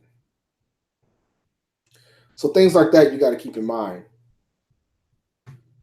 You know. So folks who just joined us, I'm waiting until the mock draft happens at 10:45. I'll probably go at it for probably a good 30 minutes, but we'll see how well the draft goes. Sterling Shepard's interesting, man. Like in theory, he should be the guy, but then you got to remember Eli Manning's throwing the ball. And Eli Manning is one of those type of guys that's very dependent on a run game. So it's still going to be the Saquon Barkley show. So that might give more potential for Eli to give Sterling some love. But Sterling right now, I got him no higher than a wide receiver 3. God, man, Kareem Hunt. He didn't get suspended, did he? How many games Kareem got? I can't remember. How many games Kareem got?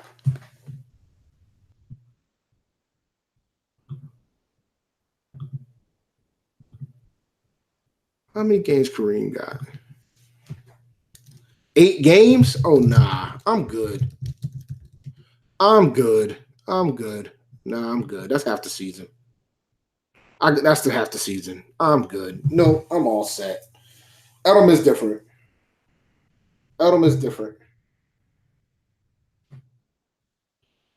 Because Hunt's in Cleveland now, right? Yeah. Nah, I'm good. Chubb's there.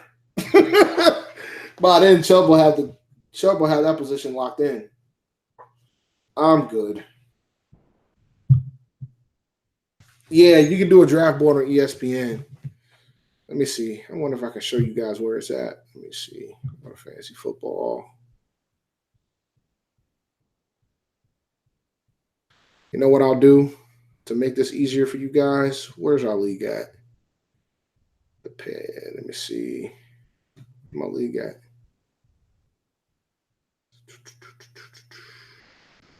Panther Nation podcast. I'm going to reactivate the Panther Nation podcast.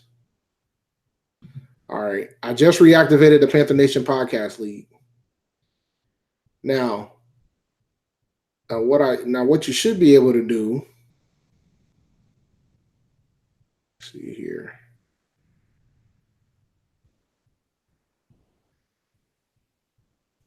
I'm trying to remember, man. It's been a while. I typically do this on my phone. So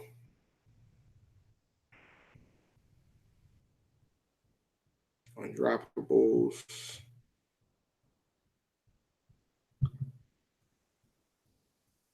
I gotta schedule the draft.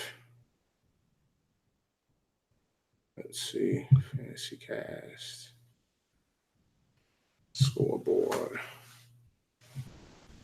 League manager tools.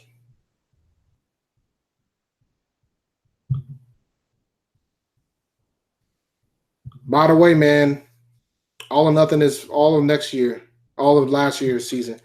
And by the way, just so you know, starting next week, we're gonna go over All or Nothing. So I'm gonna go over the entire season, and it's crazy because my daughter has a band concert this Friday, so I'm gonna be watching it pretty much all day Friday in between the band concerts. So after the band concert is over, I'm gonna finish watching the season. So all or nothing.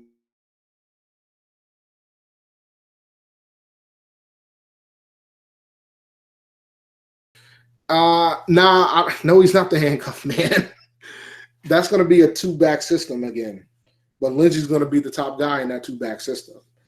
I would still try to get my hands on Royce Freeman as the handcuff, but it's gonna be a two-back system in Denver. No, the teacher's not tripping, man. Like, they did a summer band camp, and the summer band camp is supposed to it's for folks that want to try to get better, and they decided to do a concert. It's only 2 weeks, so they started last Monday, and they practice Monday through Friday, and they're gonna practice this week Monday through Friday, and then they're gonna perform for the parents that did the program. There were about 60 kids that decided to do it. So it's pretty cool. Like, first day, my daughter was so excited, man. She gave me all the songs they're gonna perform. I was like, yo, man, y'all gonna be jamming on Friday. I can't wait, man. They doing Queen, they doing Avengers. You know what I'm saying? I've never seen Mary Poppins, but they're doing Mary Poppins. So they're gonna be jamming. They're gonna be jamming this Friday. Now, typically the concerts are on like a Wednesday or something. So, but yeah, man, this should be good stuff.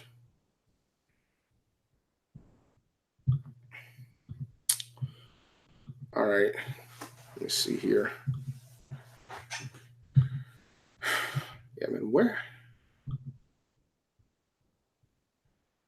ESPN used to have a way. I used to use it all the time. You can pull up your board, and then you can just make adjustments of how you rank the players.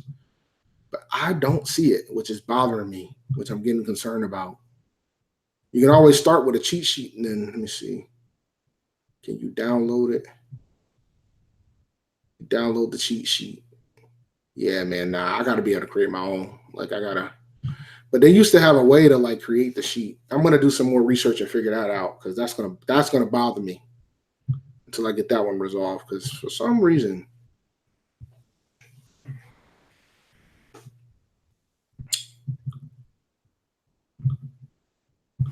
I've noticed, man. Like, even one big thing I noticed too. No, it's not. People have been mocking since June.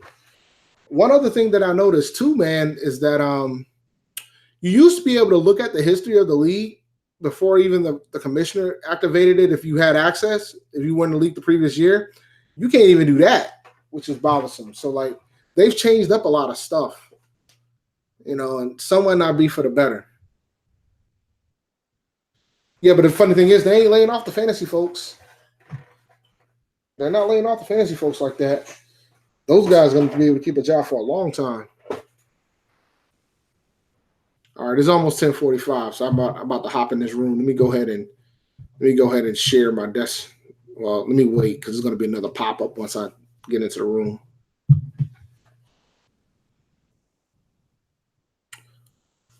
Less than 2 minutes. I got 1:08. About a minute to go. They laying off they laying off everybody, man. Nobody's safe. Nobody's safe in those ESPN streets. Well, they had issues last year. There was 1 week where nobody could do waiver wire. So it all depends, man. IT is always the first thing to go until you need it.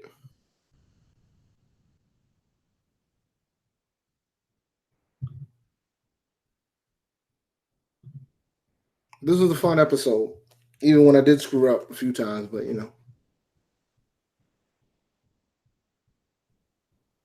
All right.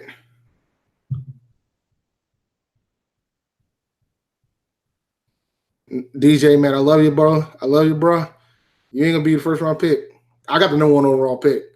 So, and out of all the mocks that I've done so far, this is the first time I've had the top pick. So it's gonna be interesting. Should I just take McCaffrey just to see how it rolls? I mean, for me, it's between Barkley and McCaffrey. I got Barkley ranked number 1. So, okay. Oh, edit pre-draft rankings. There we go. All right, that's not good. Let me refresh that.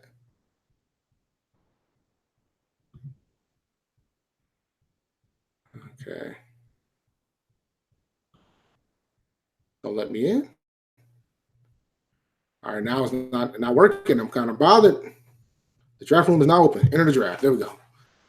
All right, so we did keep the page. Let's do application window. All right. Oh yeah, this looks different than before. Well, no, it's about the same. All right, so here's my draft. All right, these guys got it wrong. I'm gonna do this. McCaffrey's gonna be in my queue. I'm gonna take McCaffrey number 1. So it's funny when I did the mock draft right before the board opened, right before the draft room opened, it gave me an option to do a pre-draft setting. So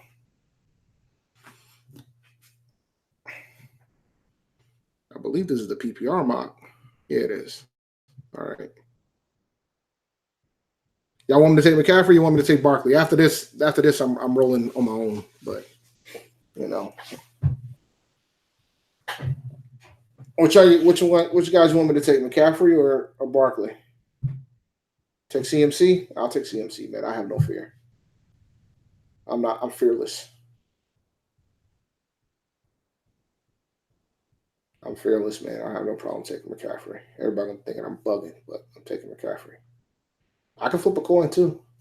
Heads McCaffrey, tails Barkley. Heads McCaffrey, tails Barkley. Let's call it in the air. I gotta do a better one. Here's McCaffrey. So I'm taking McCaffrey. McCaffrey it is.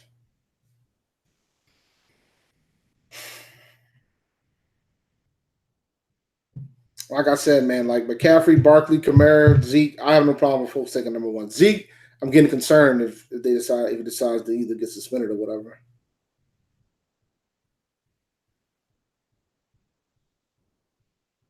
Slim upset. Now I don't think he's upset.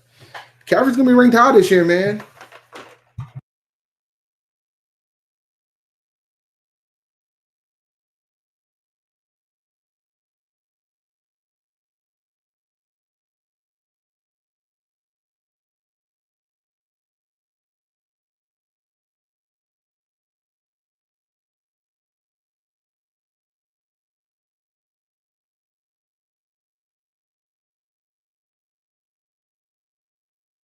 There's no shame to take Barkley number 1 overall. A lot of folks have Barkley as the consensus number 1 overall pick, but like I am, I'm cool with taking McCaffrey there, and I'm cool with taking Kamara there, or Zeke. Like I had Barkley number 1 on my list. Either one's fine.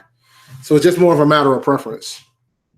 I'm gonna try to make this quick for folks.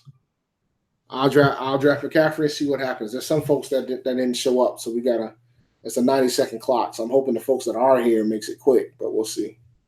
All right. McPherson took Barkley, which you can't be mad at.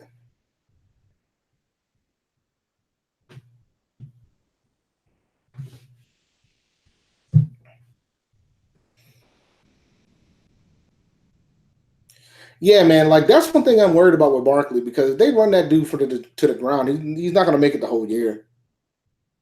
Yeah, he's not going to make it the whole season. So I'm kind of concerned about that. I'm a little bit worried about that. But it's only good for fantasy as long as he stays healthy. But boards can change off an injury in the preseason, man. We've seen it happen so much, or somebody being ignorant and getting suspended. So we've seen it so much in fantasy football.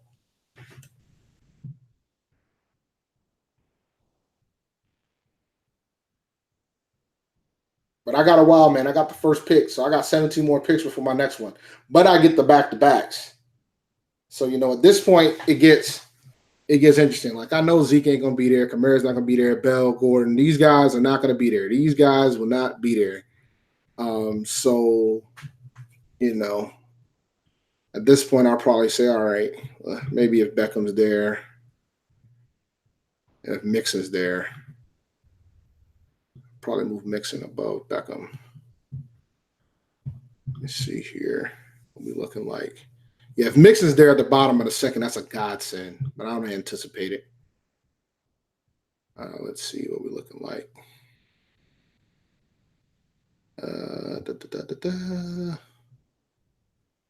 Gurley won't be there. Damian Williams might be there though. Let me see. Where's Damian at? Where's Damian at? Where's my guy at?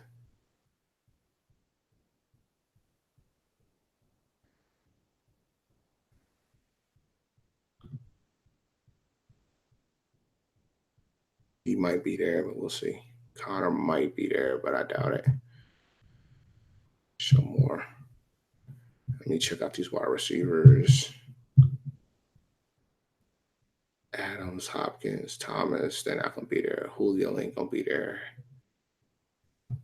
Check, see here.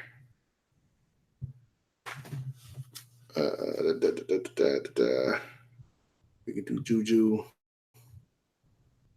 Allen, Brown, Thielen, Evans, Ty.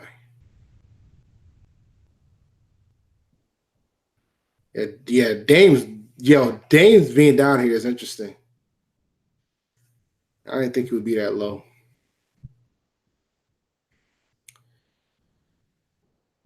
All right, let's see what we're looking like. Now let's go back to the running backs real quick. How are we looking? Zeke, Kamara, Bell at 5. That's interesting.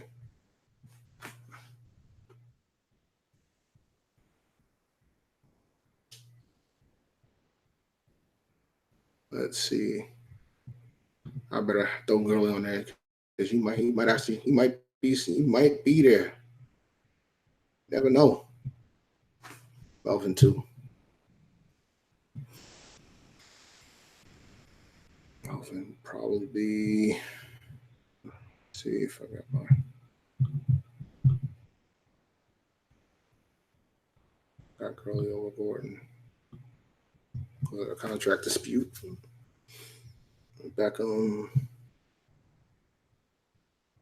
I already got McCaffrey, so it doesn't really get well into that second round. Folks are taking their whole 90 seconds, but hopefully the autos will pick up.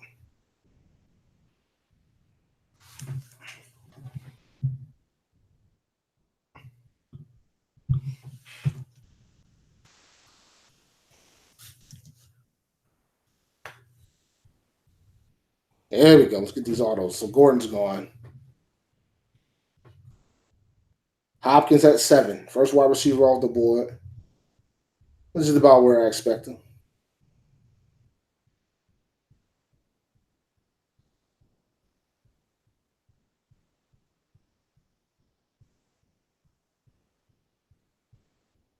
I mean, unless two elite wide receivers are sitting there, like if Michael Thomas and Julio Jones in there, I'm probably going to go wide receiver back to back. If not, I'm definitely going to go running back, wide receiver. I anticipate Kelsey should be gone by then, but you never know. I don't think Kelsey gets past 15. So the tight end will be off the board. Bottom of the second, Kelsey's interesting, but I don't want to bite there if I don't have to. I'd rather try to get another running back. Gets back to that discussion about getting the ones with all the work. Adams going at 8 is expected. Like in the first round in a 10 team draft, Hopkins and Adams should be gone in the first round. But then that's where the debate goes of whether you want to go David Johnson or do you want to go Julio or Michael Thomas. Somebody just took Beckham over all of them, so Beckham's gone, which is interesting. I might, if this gets really crazy, I might have to throw Thomas and Julio in my queue. So this draft is, people are changing up a little bit.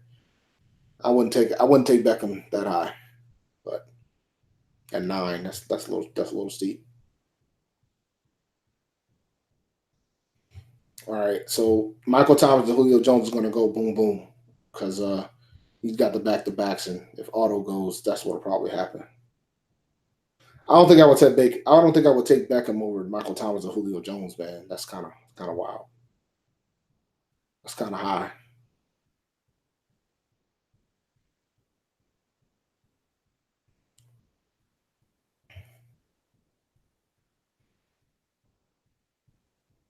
Yeah, I mean the Browns should be a high-powered offense this year. I think Jarvis Landry is going to freaking eat, man. If they put him at a slot role, he's going to eat, eat, eat, eat. Thanks to Beckham. That's probably the value. That's the value pick. If you're gonna take a wide receiver from the Browns, I want Beckham. I don't want Beckham. I want Landry. That's the value pick. All right, who just went? Julio just went. Julio and Thomas went as expected.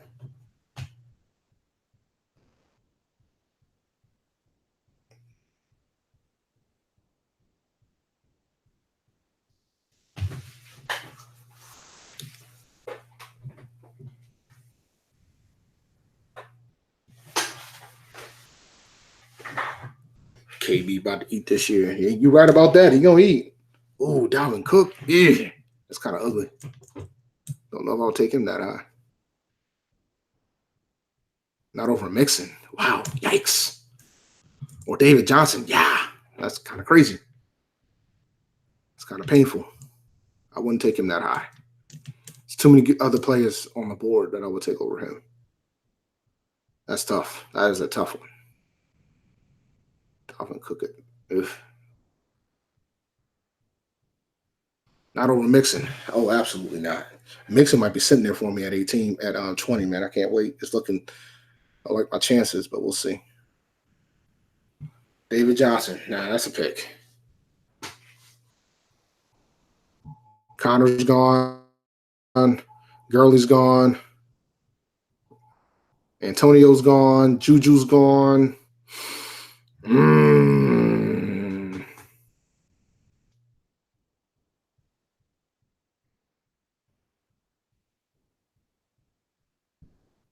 I like where I'm at. If I can get Mixon here, that'll be great. Oh my God, that'll be great. And I'm not going to be able to get him. Keenan.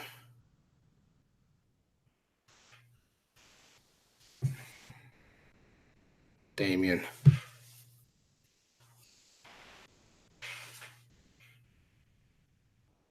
But that was demoralizing, man. Oh, if Mixon would have fell to me.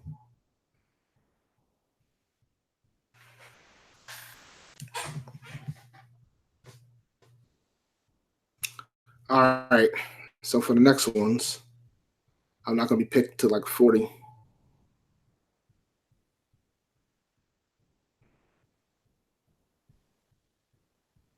So let's see here.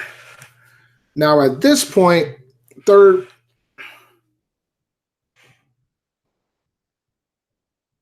I'll put Ertz and Kittle just to see if they survive. I don't think they are. I don't anticipate it, but we never know. Crazy things have happened. All right. So because I made a decision to get my running back now, that was a good move because now I can focus on the wide receiver position. Let's see, AJ Green.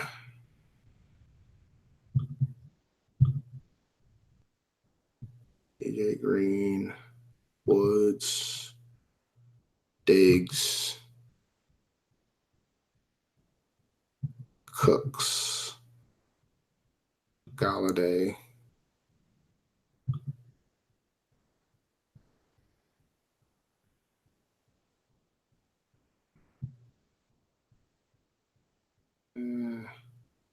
Cup. Where's my boy Landry at? Landry right kind of low.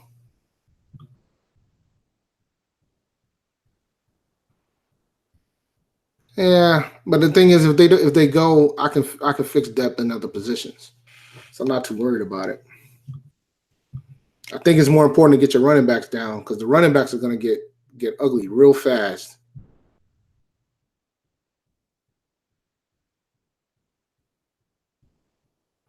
And if Kittle falls to me at the bottom of the 4th round, man, that's that's value, sir. Let's see where we're at here. Carson. Johnson. Did somebody already take Josh Jacobs? Nobody took Josh Jacobs yet? Where's Jacobs at? He's still there? Oh, somebody took him already. All right.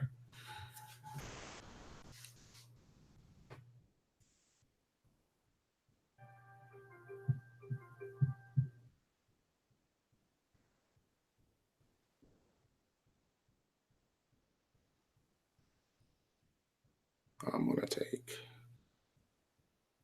we'll take Diggs. Now it's time for the flex. Switch it out. What do I want on flex? Let's see. Running back.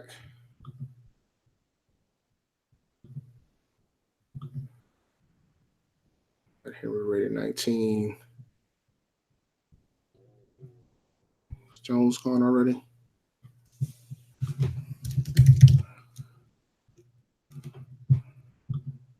Yep, he's gone. Chubb's gone. Max gone. Yeah, take Derrick Henry.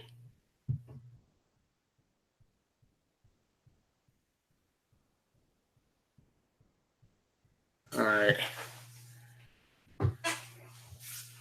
I can't be mad at Allen and Diggs. And look how late those buys are. Team's pretty diverse. I can't be mad at this. I'll smash this team, he says. Yeah, but the thing is, I would have had security at the cost of a position, man. You know, at this point, I'm not too concerned about the position now. Like I'm looking at tight ends. I'm not too worried about it for a bit. I'll take a chance on one of these guys. Tight end is fickle, man. A lot of folks drafted Gronk early, and folks got hurt, and Gronk got hurt, and once Gronk got hurt, that was a freaking waste of a pick. All right.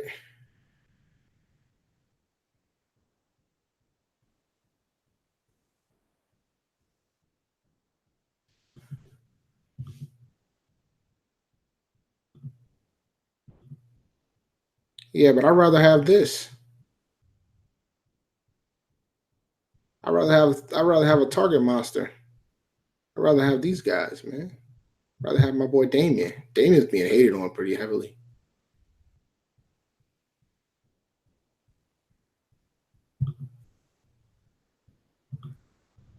Chris, what's up, buddy? I'm kind of shocked I've been doing this thing for 2 hours. Keenan's not durable. Dame's not a great man. I'm a believer in Damien, man.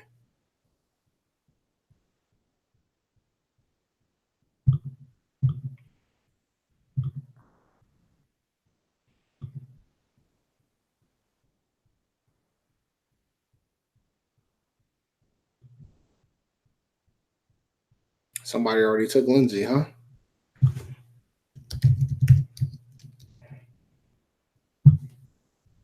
Yep, sure did.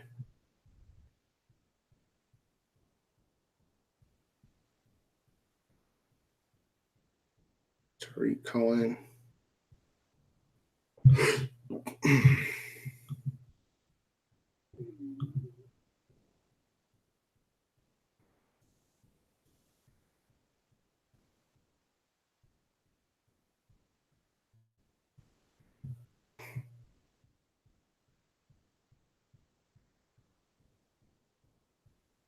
Got ready for me to take DJ Moore? Mike Williams is an interesting situation because he's going to be the number 2 wide receiver, but I already have Keenan Allen, so I'm kind of hesitant to taking him at this point. Where's Shaw, man? Shaw's out this week, man. Shaw's in Kenya. It might be DJ Moore time, buddy. You ready to go, DJ? Where's Landry at?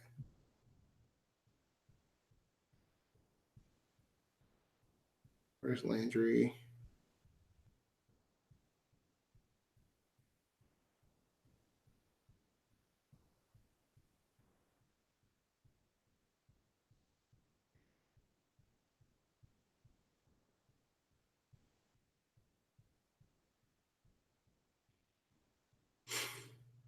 Yeah, running backs getting scarce there, guys. Running backs getting kind of scarce.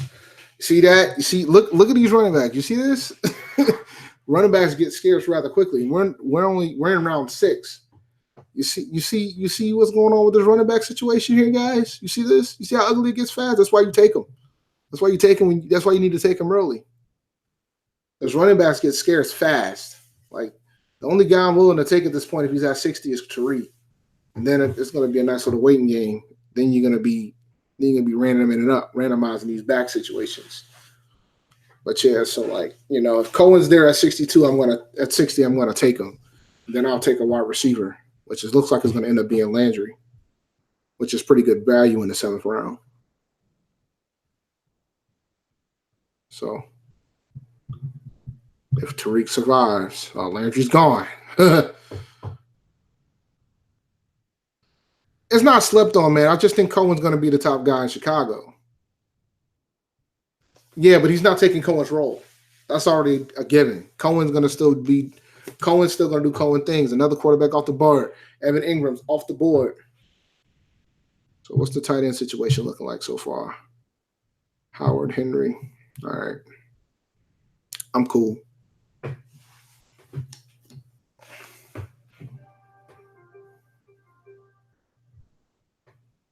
gotta take Tariq now. Now I gotta figure out who my next guy gonna be.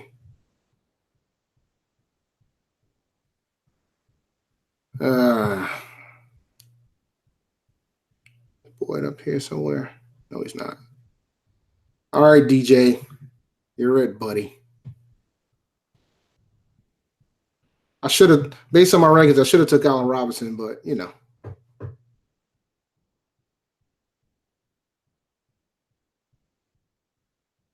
did it for you, DJ. Since you say you don't fumble no more.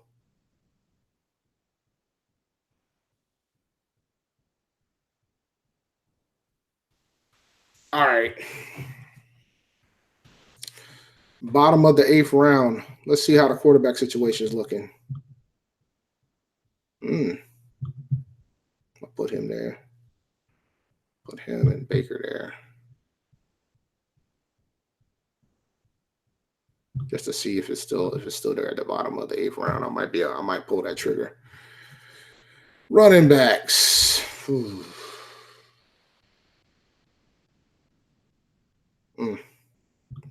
Wide receivers.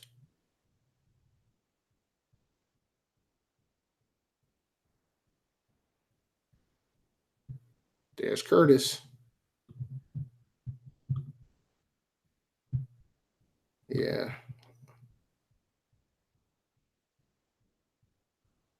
Yeah, I'm not a fan of starting 2 at the same time. Other than handcuffs, that's typically the preference. Now, I took McCaffrey and Moore. The only time they'll probably be starting together is if A, I have an injury, or B, I have a bye week. Like week 12, it's week 12. There's probably not going to be much of a choice. Because I'm going to have, and I'm thinking in this scenario, I'm going to have 3 players on bye. So in week 12, so I'm going to have no choice but to start them all. But I don't like getting multiple. I don't like having a plethora of players on the same team. My rankings tend to adjust on that. But DJ Moore promised that he wasn't going to drop the ball, so he won't fumble anymore. So I said, all right, I'll take him. I wanted Landry, but Landry went like a few picks before me.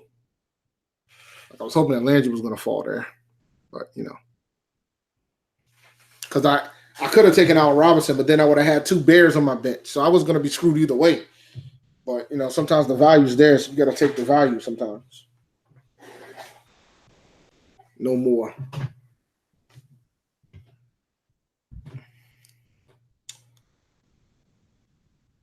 All right.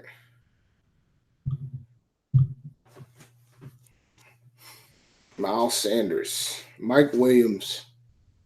I think I'm ready to take the plunge on Hunter. We'll see. Even though I'm afraid, like once again, I don't want to have a wide receiver. I'm gonna take him off because I can't. I don't want to start a wide receiver and a tight end if I can avoid it.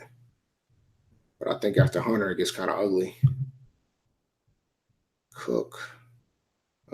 Yeah, I'll take Vance. Vance is cool. I'll roll with Vance. All right, quarterbacks are coming off. I repeat, quarterbacks are coming off. If Andrew Luck is sitting there at the bottom of the eighth round, I'm taking him. I don't think he will, but if he is there, I'll take him. He won't be there. Probably wait a little bit. Look at all these quarterbacks that are available, man. Got Luck, got Cam, got Baker, Wentz, Breeze. Look at all these cats. We run into the eighth round. You know, it pays to wait. I'm telling you. It pays to wait.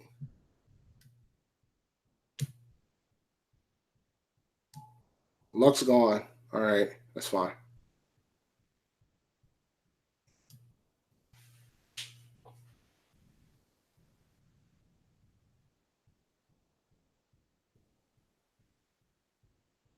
I know one quarterback someone's not drafting.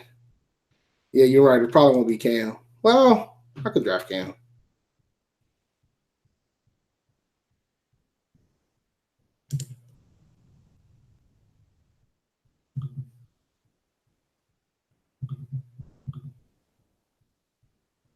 Mike Williams is pretty good value here.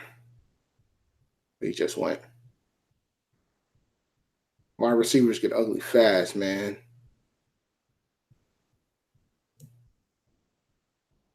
Let's see here. Let's check my flex rankings. A lot of people I don't like.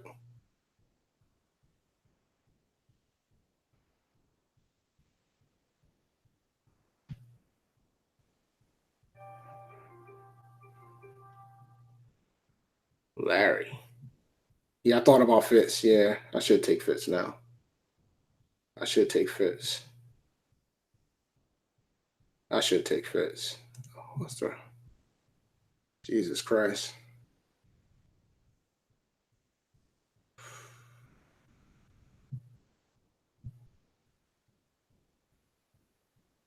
Marvin Jones is interesting too, man.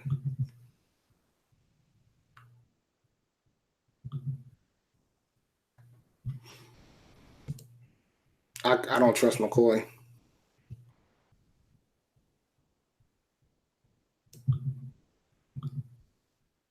All right. Time to think quarterback for the next round.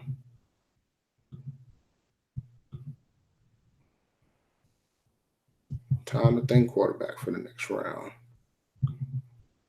Let's see here. I have Baker, Cam, Wentz, Kyler at, man. Where's Kyler?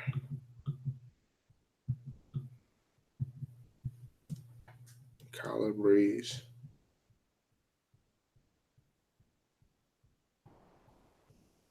There goes Breeze.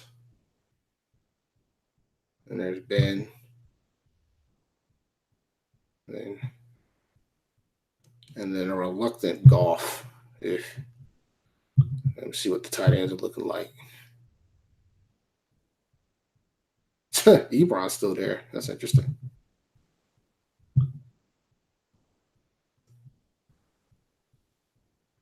Ebron and Vance.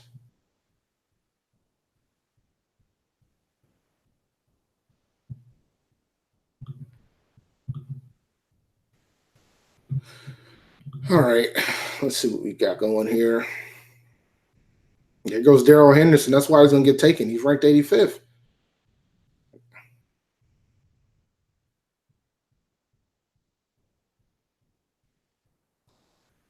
Yeah, I'm probably going to take the quarterback and tight end in 10 and 11 right now, depending, because I got my 7th and my 8th ranked tight ends available. So I might need to go in and take advantage of that. And VS already taken, round 10.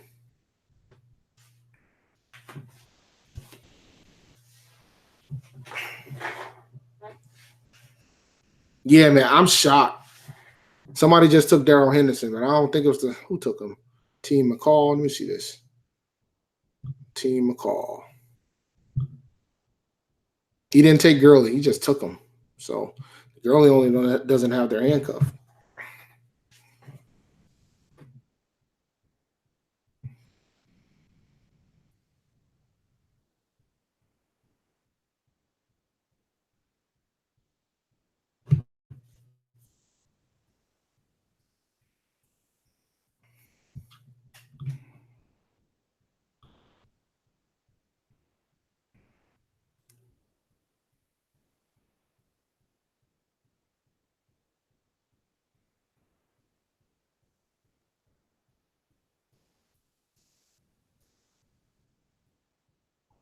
There goes Big Ben. Yo, they're gonna let me take. I'm gonna get Baker. As long as McPherson don't take Baker, I'm about to snatch him.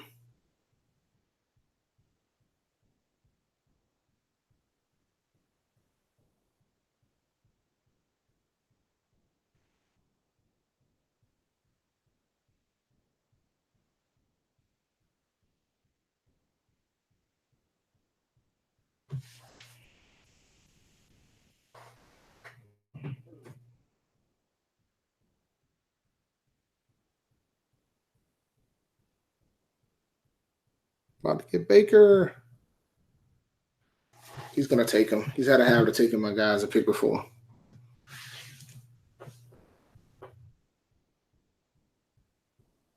Yeah, I think we need to. I didn't think we need to boot some of these folks out the paint though. Oh, he took Vance. That's disappointing. Guess I'll take Baker. And I'll take Ebron. And we'll remove.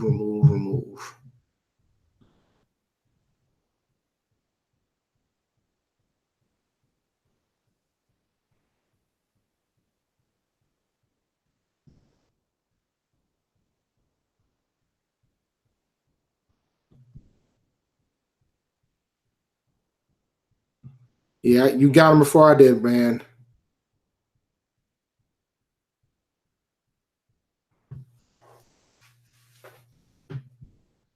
Appreciate it, Slim. I guess this is what happens when you're on here for after 11 o'clock, huh?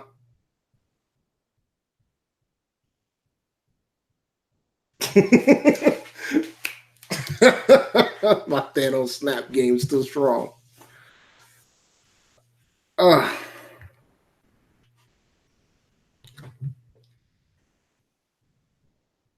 right, so position wise, I already got my quarterback. I got my tight end. At this point, I'm just trying to fill depth with running back and wide receiver.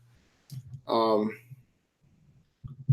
I would just stay in the flex realm and see who else is available, who might be interesting. I'll tell you somebody I might want to be willing to grab. Donta Foreman. I like Royce Freeman here. Deshaun Hamilton. Not the Gazelle. Oh, things are moving now. Deshaun Hamilton is interesting here. James Washington is interesting here. And by the way, Greg Olson's still here, guys.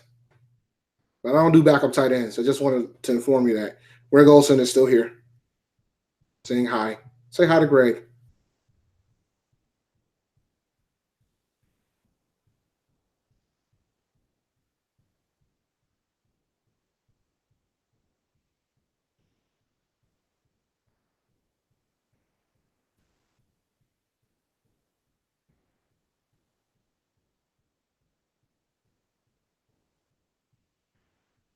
If McPherson doesn't take Royce Freeman, I know who I'm grabbing. I'm gonna grab Freeman. I'm gonna grab James Washington. That's how disrespectful I am to him. He took Breida. Sucker. No San Francisco running backs here. I'll take Royce. What a difference a year makes, huh?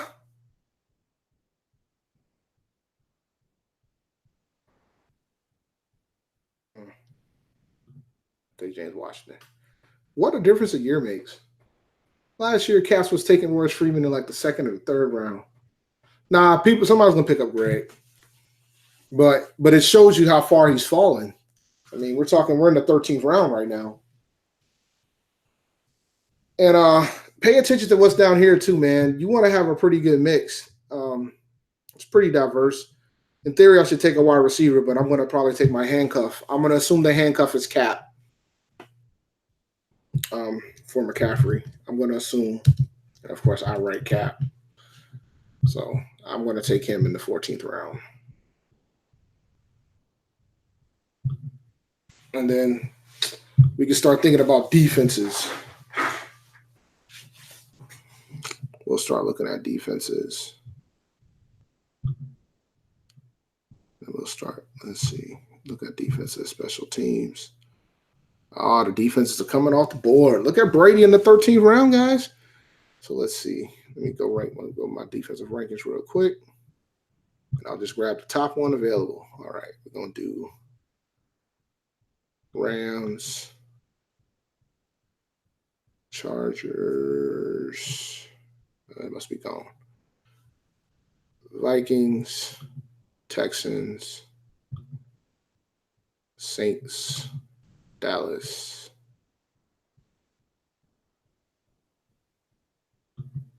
Patriots, Steelers, Cleveland,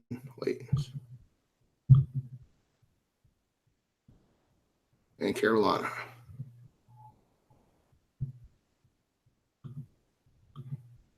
All right.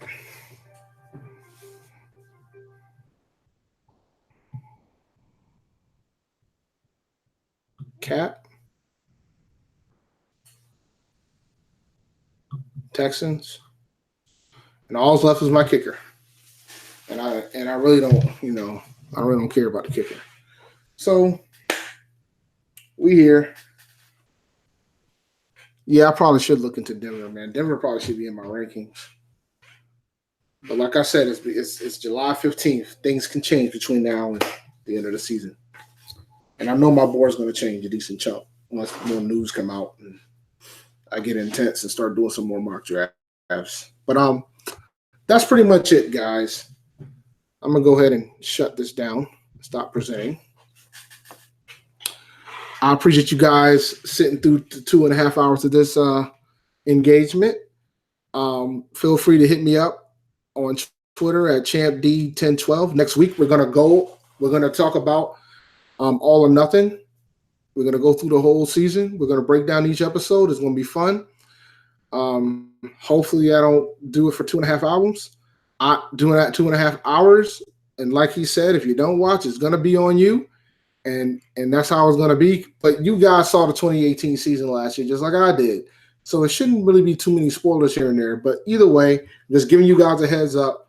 Friday is going to be it. Get your Prime on. I'm already a member of Prime. It might be discounted, man. It's Prime Day now, so you might be able to get some type of free time with it. All right? Appreciate you guys listening to the Panther Nation podcast. It's hosted by Rashad and David, but it's just me this week. Shout out to Rashad. Stay safe in Kenya. I'll see you in 2 weeks, bro. So make sure you follow us on Twitter at Panther Nation PC. We're on Facebook at Panther Nation Podcast. We're also on Stitcher. We're on Spotify. We're on Apple Podcasts. We're pretty much anywhere you want to listen to something. We're there. Make sure you hit that like button on your way out the door. And I appreciate it. And always remember, keep pounding, guys. Y'all have a good one.